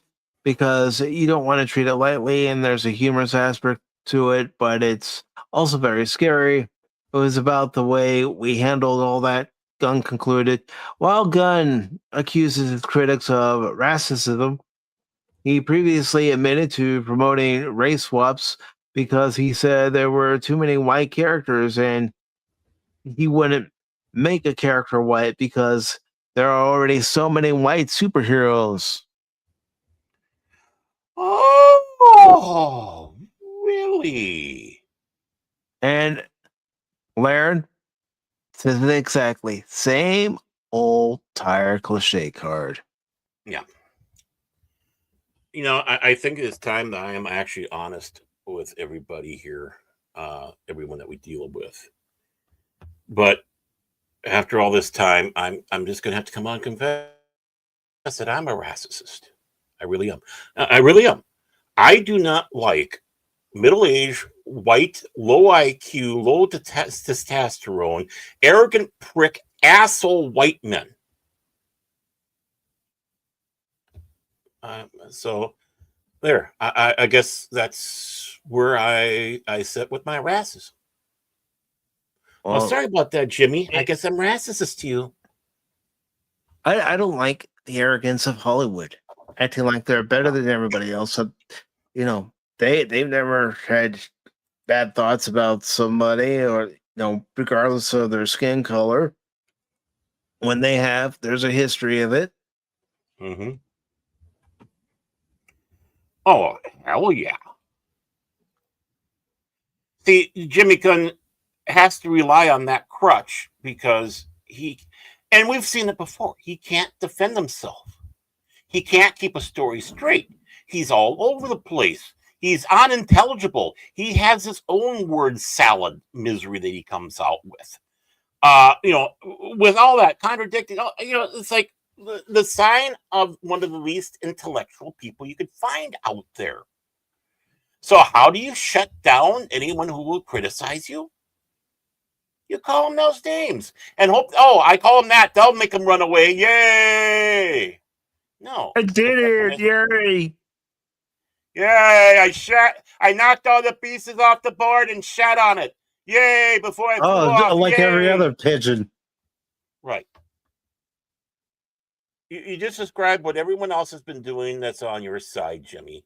You have just shown that you are an absolute fucking retard. You are. You're a person who should be smart. But no, you instead wish to be lazy and actually deflate your own brain when you have the ability to be able to be more than that. There's no reason for you to be this way. No. Yes, you have some talent there, Mr. Jimmy Gunn, but that talent has been lost over your arrogance and your being believing that he's bigger than he actually is. Well, of course he believes because that. He's been propped up that way. Well, yeah. I mean, the moment he was told, hey, by DC, we want you to head this, and it's like, aha, look, Marvel might not have appreciated me, even though I gave them the best Marvel films ever made. DC does, and they put me in charge of this whole thing. Yay! And now now we're going to start getting those uncomfortable questioning from those racist heads of WB, because they'll be questioning him. Why isn't your stuff really taking off? Why aren't we getting any return on investment? Why don't we have much of a profit? Well, that's because you're like, you're racist.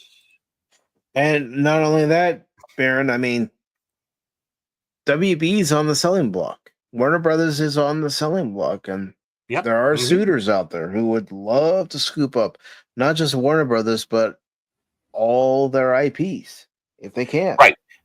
And you know what happens? I hope happens. I hope it gets sold to some group that isn't a giant monopoly and actually has sanity and smarts on their side, and then do their own version of a James Bond poster and whitewash out the gun that they have. See what I did there? Mm-hmm. Very nice. Because honestly, I wish that's what Paramount was going to do with Star Trek.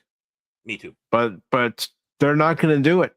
The new regime is going to keep in the same people who are currently writing Star Trek, and whoever takes over Warner Brothers, if it's ever sold, we'll probably do the same thing. Isn't it amazing how Kurtzman and Jimmy Gunn kind of look alike? Well, with smug, arrogant looks. Yeah, and of course the facial hair and the color of their hair and how they have their haircuts and stuff like that.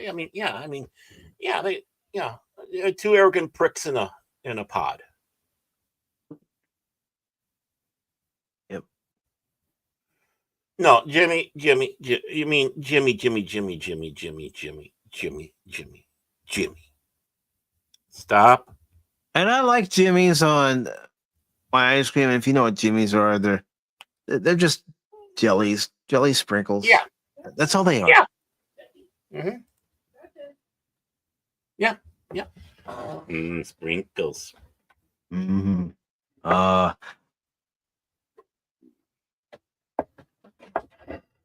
I like that. Yeah. Gosh. Sprinkles. James Gunn, you're not the man you think you are. You're not the savior of DC as far as entertainment is concerned. Yep. You're just another person who's gone in and messed everything up. Well, just like the previous regime before you. Mm-hmm. Well, I think the other one was actually doing a little bit better than Jimmy. They didn't exactly start spiraling down right away from the get-go. I mean, look at the lackluster of Creature Commando. Look how Superman didn't do. I mean, we don't even know if it truly is going to make a profit at all. And having a anime film outdo them just on the sheer number, and we're not even talking about the percentile, which is giant, huge, humongous. And now with this, all those scores are on Internet Movie Database bots. It doesn't take much to do those. You get your little team all done up, Mr. Fragile Ego, he'll go out there and make sure that they have some of the best. I mean, what was it? 9 point whatever for this last episode? Bullshit. 9.2. 9.2. Bullshit. I'm going to check one thing here, because I'm curious. All right, go ahead and check that one thing. Because we do like to present the information. Mm-hmm. I just want to check one thing here. Oh yeah, okay. The Empire Strikes Back, Episode 4, 1980, right? Hailed by majority of the fans as the best episode 5, man, not episode 4. Ever. Empire was episode 5, not episode 4. I meant to say 5. I meant to say 5. I'm sorry. I know. That still screws me up. But okay, it's 5, right? But I'm on a roll, okay? German. Don't make me force choke you. Darn, you have failed me for the last time. Okay, so episode 5, The Empire Strikes Back. Yeah. Regarded by just about anybody in Star Wars as probably the best Star Wars film ever. 8.7.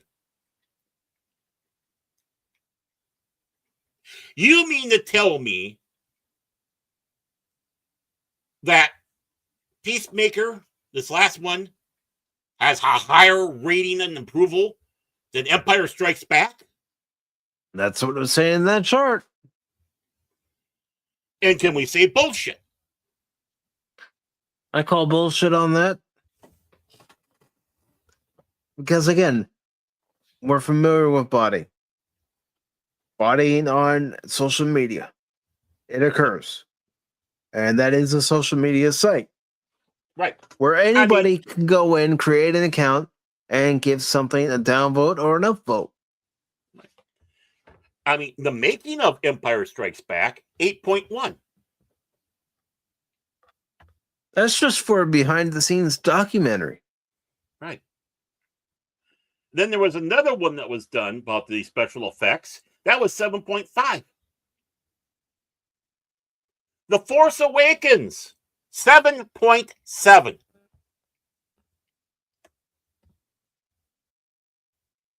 And that's just a new hope with a new coat of paint. Right. Are we seeing something here, folks? The video game, the Empire Strikes Back video game from Parker Brothers, 7.2. You can't make this up. Right. The original. You want to share the screen? Oh, okay, sure. I'll do that. Let me. Okay, because I'm just going through the. Okay, let me get that back up there. Let me go here. Let me share screen and share screen. And I got window. Where are you? Oh, there you are. Not the porn. There we go. No, it's a different type of is Star Wars. So here we go. Right, we're looking at here 8.7 rating, 8.7. Now, granted, 1.47 million votes, but still 8.7. Mm-hmm. Making of 8.1. Of course, Empire voted the greatest movie of whatever. Boom, boom, boom. Right. It's always been my favorite. Yeah. 7.5 SPFX. Special effects, The Empire Strikes Back. Boom. 1980. Let's move on. Oh yeah. Oh, of course, here comes the greatest of all times The bestest ever. the bestest ever. 7.7 for the Force Farts Awakens. 7.7, right? Mhm. There's the video game that Mike hates so much. 7.2. Oh, I don't hate it. I have a very small memory of playing that as a kid. Yeah, I played it to death. Star Wars: The Empire Strikes Back, the original radio play. 9 out of 10.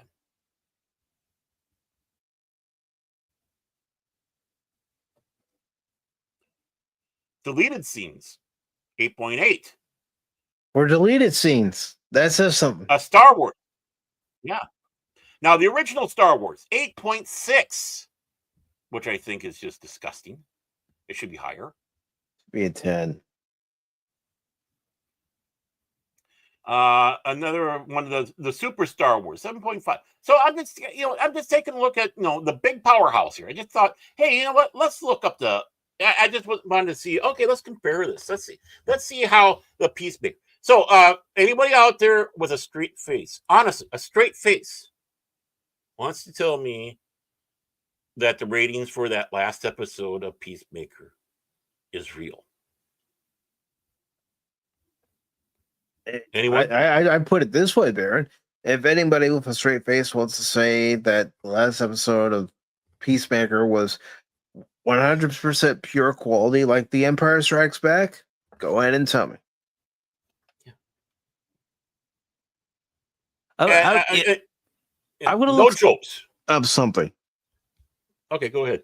I mean, and no jokes. If you're going to say it, I want it to be serious, because no, if you honestly think that is real compared to what we just showed you here, be truthful. Do it with a straight face, no joking. I don't think there's anybody here who will sit back and say that.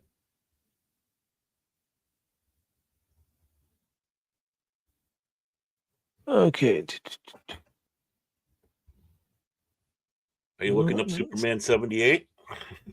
Actually, I'm going to a franchise that has an episode that a lot of us like. Yes. I don't like anything. You know that, because everything sucks. Yeah, that's what they say. Pop Talk's brand of negativity. Well, we're not negative. We're just honest. Some people can't handle that. I know. But it's still a great song. Great song. Okay. Bestest ever. Star Trek TNG. Measure of a Man. I just want to see. I just want to see. I want to see the ratings for Measure of a Man. Regarded as one of Next Generation's top episodes. Mm-hmm. That, or Best of Both Worlds, or Yesterday's Enterprise. I mean, it's understandable why the child has a 5.8 rating on IMDb. A 5.8 rating for the child. That's season all 2 of Next Generation. I know it should be lower. It should be lower. Well, all that was a Star Trek Phase 2 script. I mean, and replace Leah with Deanna Troi. Yeah. Well, before I get to Measure of a Man, Elementary Dear Data. That's got an 8.1 rating with 4.8K reviews. Mm-hmm. Not surprised. That's a good episode. Yeah. A Matter of Honor, 8.0 with 4.4. Ooh. The Measure of a Man. The Measure of a Man is just a 0.1 point lower than what this last Peacemaker episode got, supposedly. I'm showing this to everybody. You do that, which dealt completely with serious topics, kind of like what Jimmy Gunn thinks he's dealing with. What is a man? Measure of a Man, regarded as one of the best episodes of Star Trek The Next Generation. 9.1 rating, 6.9K reviews. Eat that, Jimmy Gunn, you bitch. Star Trek did it better. Right. And they didn't have to lie about it. Nope. Because I still hold to it. Those ratings are bullshit. Oh, but Pacific, you can't compare a show from 1988 to a show from 2025. In 1988, even with, some of the scripts being from Star Trek Phase 2, Next Generation still did it better. Well, I was going to sit back and say, you're right. Well, it's not fair to compare this with Peacemaker, because we're obviously talking about a superior product over whichever crap Jimmy Gunn has. You can see how far, quote unquote, talent has gone. Mm-hmm.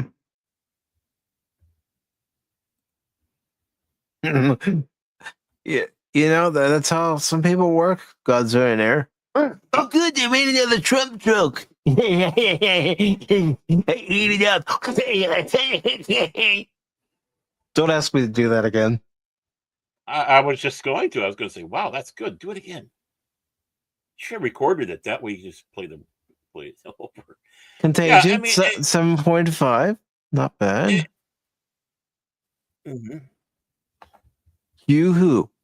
The introduction of the Borg. 8.9. Yeah.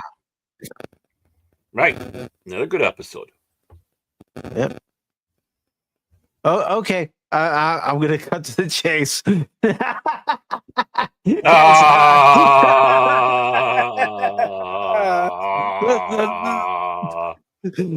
clip episode. It deserves that rating. It absolutely deserves that rating. Too high. Too high. Too high.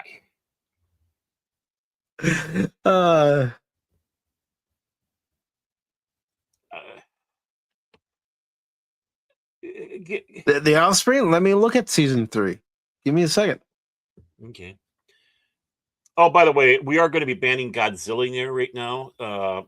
He brought it upon himself, as you can see. I'll see myself. You're fine. At the risk of being banned from this channel, I'm not a huge TNG fan. I think TOS is far superior. Mm-hmm. What? I'm not going to ban him for that. No, I'm not going to ban. If you say Kurtzman trick, that's the one way out. No, you don't have to see yourself out, God's in there. Yeah. If it was Kurtzman trick, you'd have to do several Hale Roddenberrys before you were allowed to come back in. Well, let's see. Looking at some of the season 3 Evolution, I can understand why people didn't really like that episode. It wasn't really a strong start to the season. Mm-hmm. Instance of Command. The Survivors. I would have thought that would have been a little higher. Mm-hmm. And of course, Who Watches the Watchers? Picard's regarded as a god. Yeah. See, now this is an episode that's right up your alley, Jimmy Gunn. It was written by someone who basically hates religion and trying to tell that anti-religion viewpoint that Roddenberry had. What was it? 8.0. So it's like, yeah, I mean, if you're going to do something, at least look at something that has quality. Huh? Yeah. The Booby Trap. Yes, that is the name of the episode, folks. I can hear a few people snickering. He said booby. Oh, I want to get trapped in those. Never mind. 7.4. I would have thought that would have had a little bit of a higher. I think people were freaked out by him having the relationship with the hologram, but it was an important thing. Yeah, so it's kind of hard. It's something that probably needs to be relooked at. Oh, The Defector, which was a good episode. Yeah, 8.4. The Hunted, The High Ground, Deja Q. I would have thought that would have been a little higher. Now, this is the episode. Yep. James Gunn, can you beat yesterday's Enterprise? No, you cannot. No. Anyway, he can't do it in any fashion. You want a parallel universe story? That's how you do it. Mm-hmm. I mean, yesterday's Enterprise, you have The Offspring, and then Sins of the Father. 3 straight episodes that are great episodes. Mm-hmm. The Offspring's at 8.5 with 5.1K reviews. Mm-hmm. Huh. So, The Offspring's slightly higher than I thought it would have been. yeah. Sins of the Father. Mm-hmm. I would have thought that would have been a little higher. I would have thought that would have I been would have close to thought 9. Mm-hmm. Allegiance, Captain's Holiday. I can understand why people wouldn't like that one. Tin Man. Honestly, Tin Man's not one of my favorites. Sarek? I would have thought that would have been higher. Oh, it should have been higher, honestly. Oh, Menage a Troy, the best ever. No, not really. Let's see, Transfigurations. Yeah, well, I can understand that. Yeah.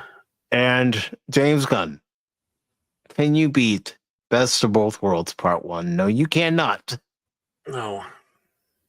Even with the little bots.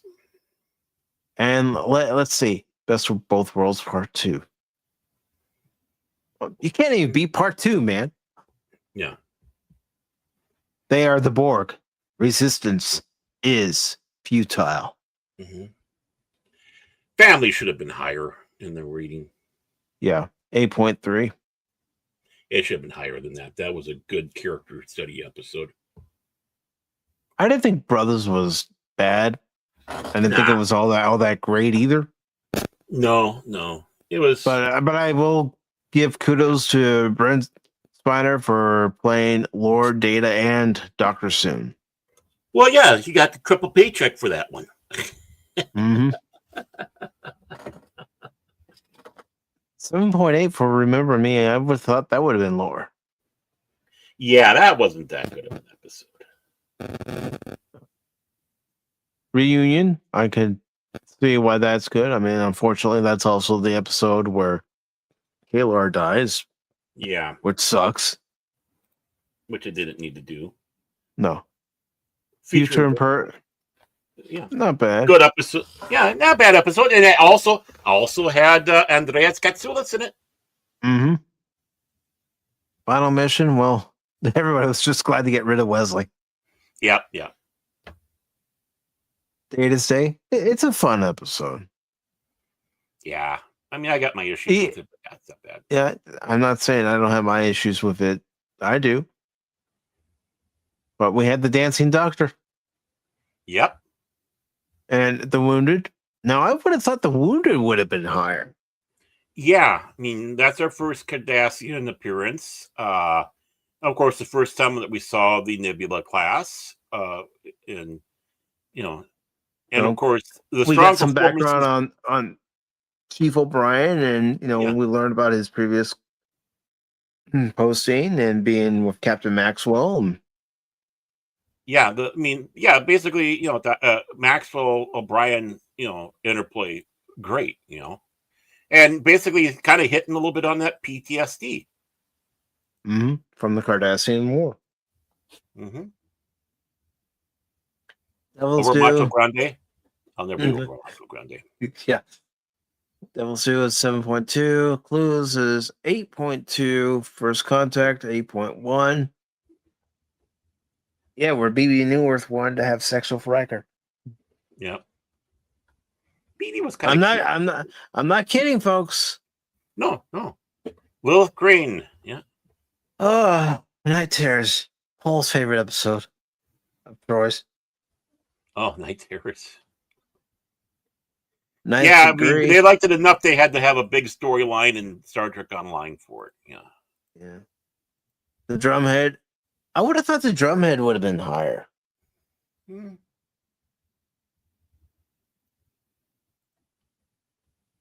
Let's see. Half a Life. The Host. Yeah, I can see why the Host is rated so low. Yeah. It wasn't that good. And also the first time we saw a Trill. Yeah. Even though the Trill that we saw didn't have the spots that they would become accustomed. Yeah. That was the Northern Trill. We're used to seeing the Southern Trill, but he was a Northern Trill. The Mind's Eye, which was an interesting episode. Mm-hmm. It was Redemption, part 1 at least. Mm-hmm. 8.4. What's part 2? 8.4. I'm not going through all of next gen. I'm just curious. He's going to go through all DS9, so sit back and relax. Fine, you want me to go through Deep Space Nine? Let's go through Deep Space Nine just real quick. No, okay, I was just teasing that you'd be going through every episode of DS9. Oh, you had to show that fucking puppet. Oh, God. I didn't. It's IMDb that showed it. I type in Star Trek and that's the shit that comes up anymore. You type in a GIF for Spock and you see new Spock, Pecker Spock. Yeah. Pecker Spock. Pencil neck Spock. Yeah. So, okay, well, let's just take a look at season 1 of Deep Space Nine. Not regarded as the show's best, but Emissary 7.6. Okay. That should have been a little higher, in my opinion. Yeah. Past Prologue 7.1. A Man Alone 6.8. Babel 7.0. Okay, come on. That wasn't a good episode. No.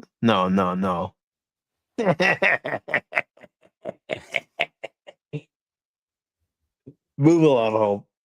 I know. Give it up. Move along home. Stop. Stop it with hitting that horse. But yeah, he's calmer than you, folks. He's calmer than you. All right. Let's go to season 2 real quick. Yeah. I mean, season 1 and 2 were hit and miss, but I think, and I will stand by this, it's season 2 where, in my opinion, Deep Space Nine finds its footing. Star Trek's first ever 3-part episode. Yeah, they have different names, but it's still 3 parts of a continuous story. And Frank Langella, Skeletor himself. And Dracula and Minnie, yeah. Yep. Cardassians. Laura, Rules of Acquisition. Okay. Necessary Evil. Great episode of Deep Space Nine. 8.1. Sanctuary. It's an okay episode. Let's see. I'm not surprised Paradise is where it's at, but I want to get down to Not Profit and Lace. The Maquis, 7.8 for part 1 and 2. That's not bad. The Wire, a great episode of Deep Space Nine in season 2, where Dr. Bashir has to figure out how he's going to remove this chip that will kill Garrick. Simple Garrick. I'm just a plain, simple Taylor. Okay, the Jem'Hadar. That's what I wanted to find out. 8.4 out of 10. 8.4. Yeah, but with only 2.6K reviews. But still, 8.4. Yeah.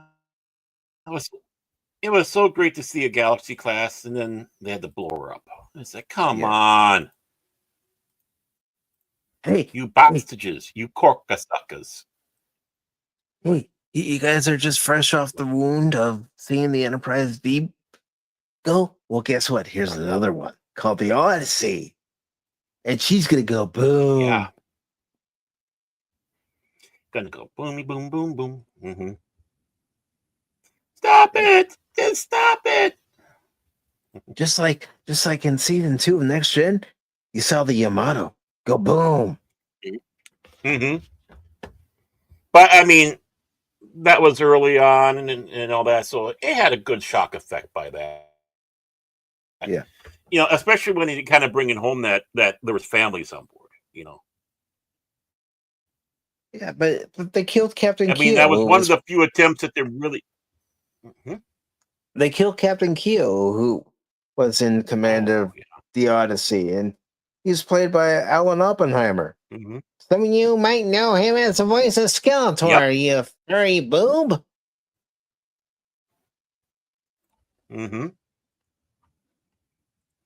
Yeah. They should have used a different class of ship. I mean, they had, They could have used a Nebular class. They could have used, they could have used an Excelsior class. Come on.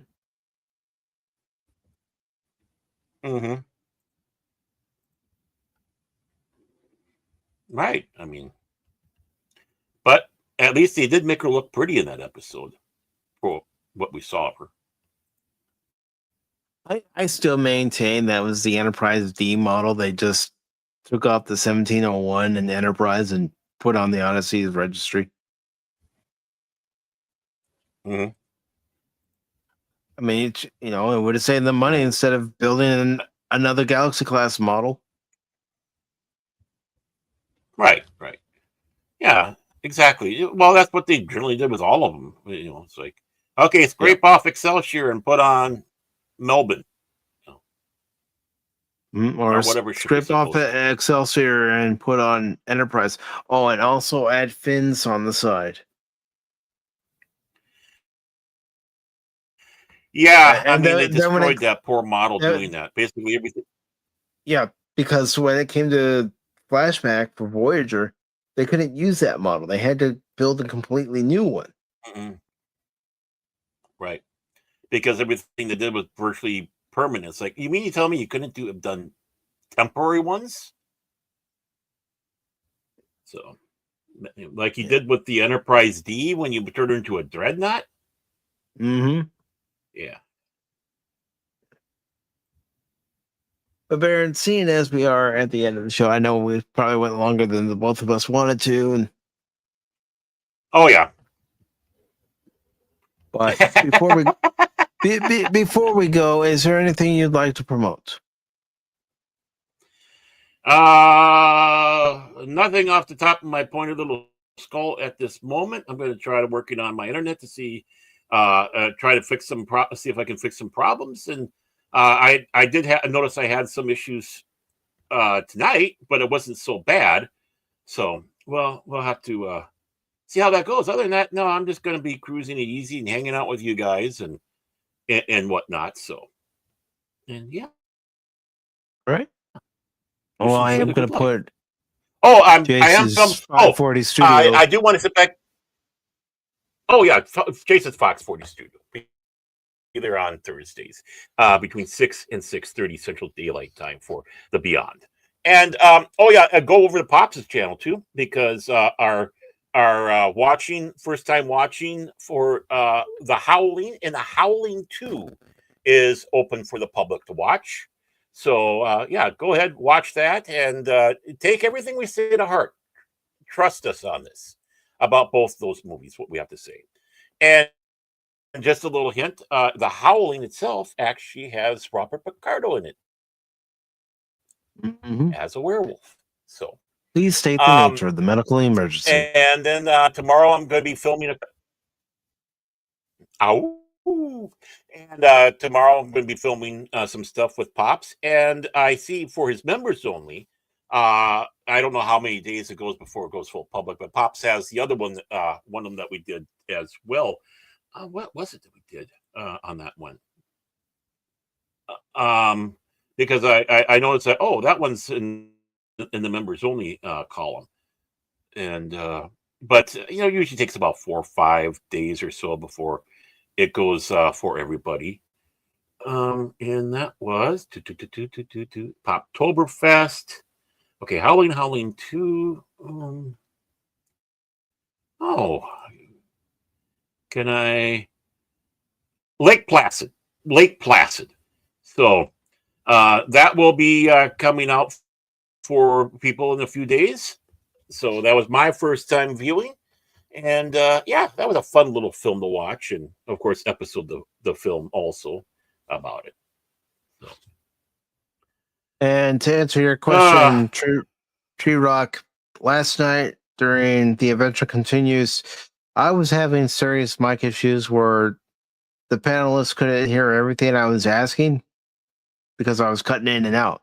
So I thought to myself, I need to get this resolved and figure out what the problem is. So in order to give myself enough time, I thought instead of doing the show at 1 p.m. Eastern today, I'm going to push it back to 6 p.m. Eastern so I have enough time to sort out the problem and not try to rush it. Think it's all well and good, and then at some point during the broadcast, I cut out again like I was last night. So we had a special primetime Sunday edition of Pop Talk. Yeah, this isn't the first time we've actually done an evening version of Pop Talk on Sunday, but it was a thing where, like I said, I thought to myself, I need to get this problem resolved. I don't want to cancel the show, but I need to give myself enough time to get the problem figured out.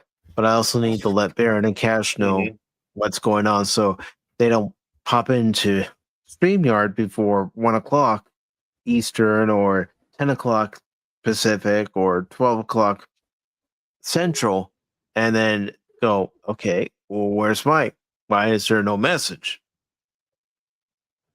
Yeah. Where the hell are you?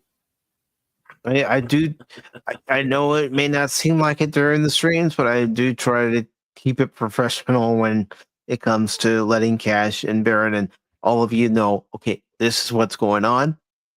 So it ever happens again, Tree Rock, check the YouTube post section, because I'll usually say something about it there, or check over on X, because I'll take the same message and post it there. This way I keep everybody informed as to what's going on.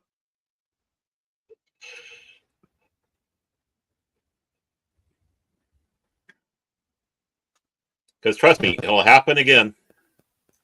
At some point it will. There's going to be whether it's other because of technical issues or our timing, or just time. I mean, say for example, I go somewhere and I look at the time on my way back from going to that place in the morning, and it's like, oh, because of traffic, I may not make it back in time, so I need to give everybody the info. Okay, this is what's going on, so I'm pushing the start time back to this. It may not say when you get to the channel for the scheduled live stream, it may still say the original time, but that's why I try to let you all know. I even posted a message into the chat on Rumble and YouTube before I got rid of them, saying that I was pushing it back. So I definitely do try to keep everybody informed. I feel that that's the thing you should do.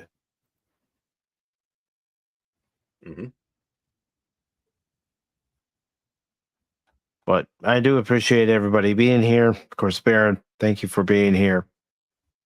I know we started later than usual, but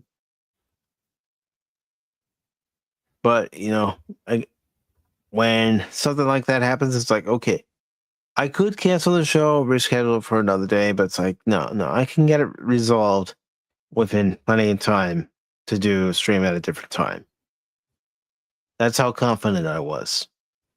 Even though that's what I was rooting for. That's what I was rooting for, but he didn't listen to me. Well, Baron, I'll be perfectly honest. I had already made the decision. It's like, okay, instead of 1 o'clock, we'll do the stream at 6 o'clock. I just need to let everybody know beforehand, because I know I posted the original message at 1:45 in the morning. It's like, it's on my mind. I'm writing it now. Yeah. Yeah, it's like, you expect me to be up at that time? I realize that's when Cash gets up. Well, I here's how I figured. Even if neither one of you were up, or nobody was up who's subscribed to the channel, at least the message will be there, so folks can see it. Yeah, always best to play it safe than sorry. Yeah. But I want to thank Tim, also known as FKHC 2005, for being here. Of course, we had everybody's favorite polar bear. Excuse me. Snorta Koopas Cuber. Thank you, brother, and your human suit, of course. The Pata Wannabe. The richest kaiju in all the land. Godzilla there. We also had Shane, also known as You're Wrong. Baron's better half. The long-suffering Miss Tag. And every time Baron's on Pop Talk, she's like, he's yours, Mike. Have fun. Yeah. It's like babysit him. It's good to see you, Redstone, over on the Rumble side. And I also want to say thank you to Angry Canadian who made the GIF of the rotating Pacific414 Pop Talk logo, which I put against the star-filled background. I just thought that looked the best. I was trying for a blue sky background, but when I looked at it, I said, "Oh, that looks like shit." Yeah, but that looks beautiful. Still making me motion sick. Give me motion sickness, though. Yes. And I also want to thank Wolvie of the One Quarter Jew. Thank you, Wolvie. And also Leo Vase. Thank you for stopping by. Tree Rock, thank you for stopping by. Of course, we had Gary over on the Rumble side. Thank you, Gary. We had the lovely Lady Mist. Thank you for being here tonight, Lady Mist. Always appreciate your support. Always appreciate everybody's support of the channel. DJ Ronnie G. Yeah. DJ Ronnie G and his turtles. Nerd! And also Pops. Thank you, Pops, for being here, brother. Always good to see you, and I definitely would love to have you back on the channel here soon. I'm looking at November 12th. So if you hear this on the replay, November 12th, but I will definitely hit him up here soon. I'm going to give him a month notice just so he knows. Yeah, and of course he babysits me tomorrow. So. Yeah, he does. He has to babysit you tomorrow. Long suffering drops him off. Just have fun and listen to Mr. Pops. And you're like, no. Yeah. And then you see, Yeah. then you see Pops, and you're like, "Hi, Mr. Pops," because you do behave. You know you have to behave. My privacy. I want my privacy. But everybody, thank you very much, and I do want to let you know that this Wednesday on Pop Talk at 6 p.m. Eastern, we will be watching one of Baron's favorite movies. Okay, maybe it's not his favorite movie. He really doesn't want to watch it. He probably hates me for choosing this movie too.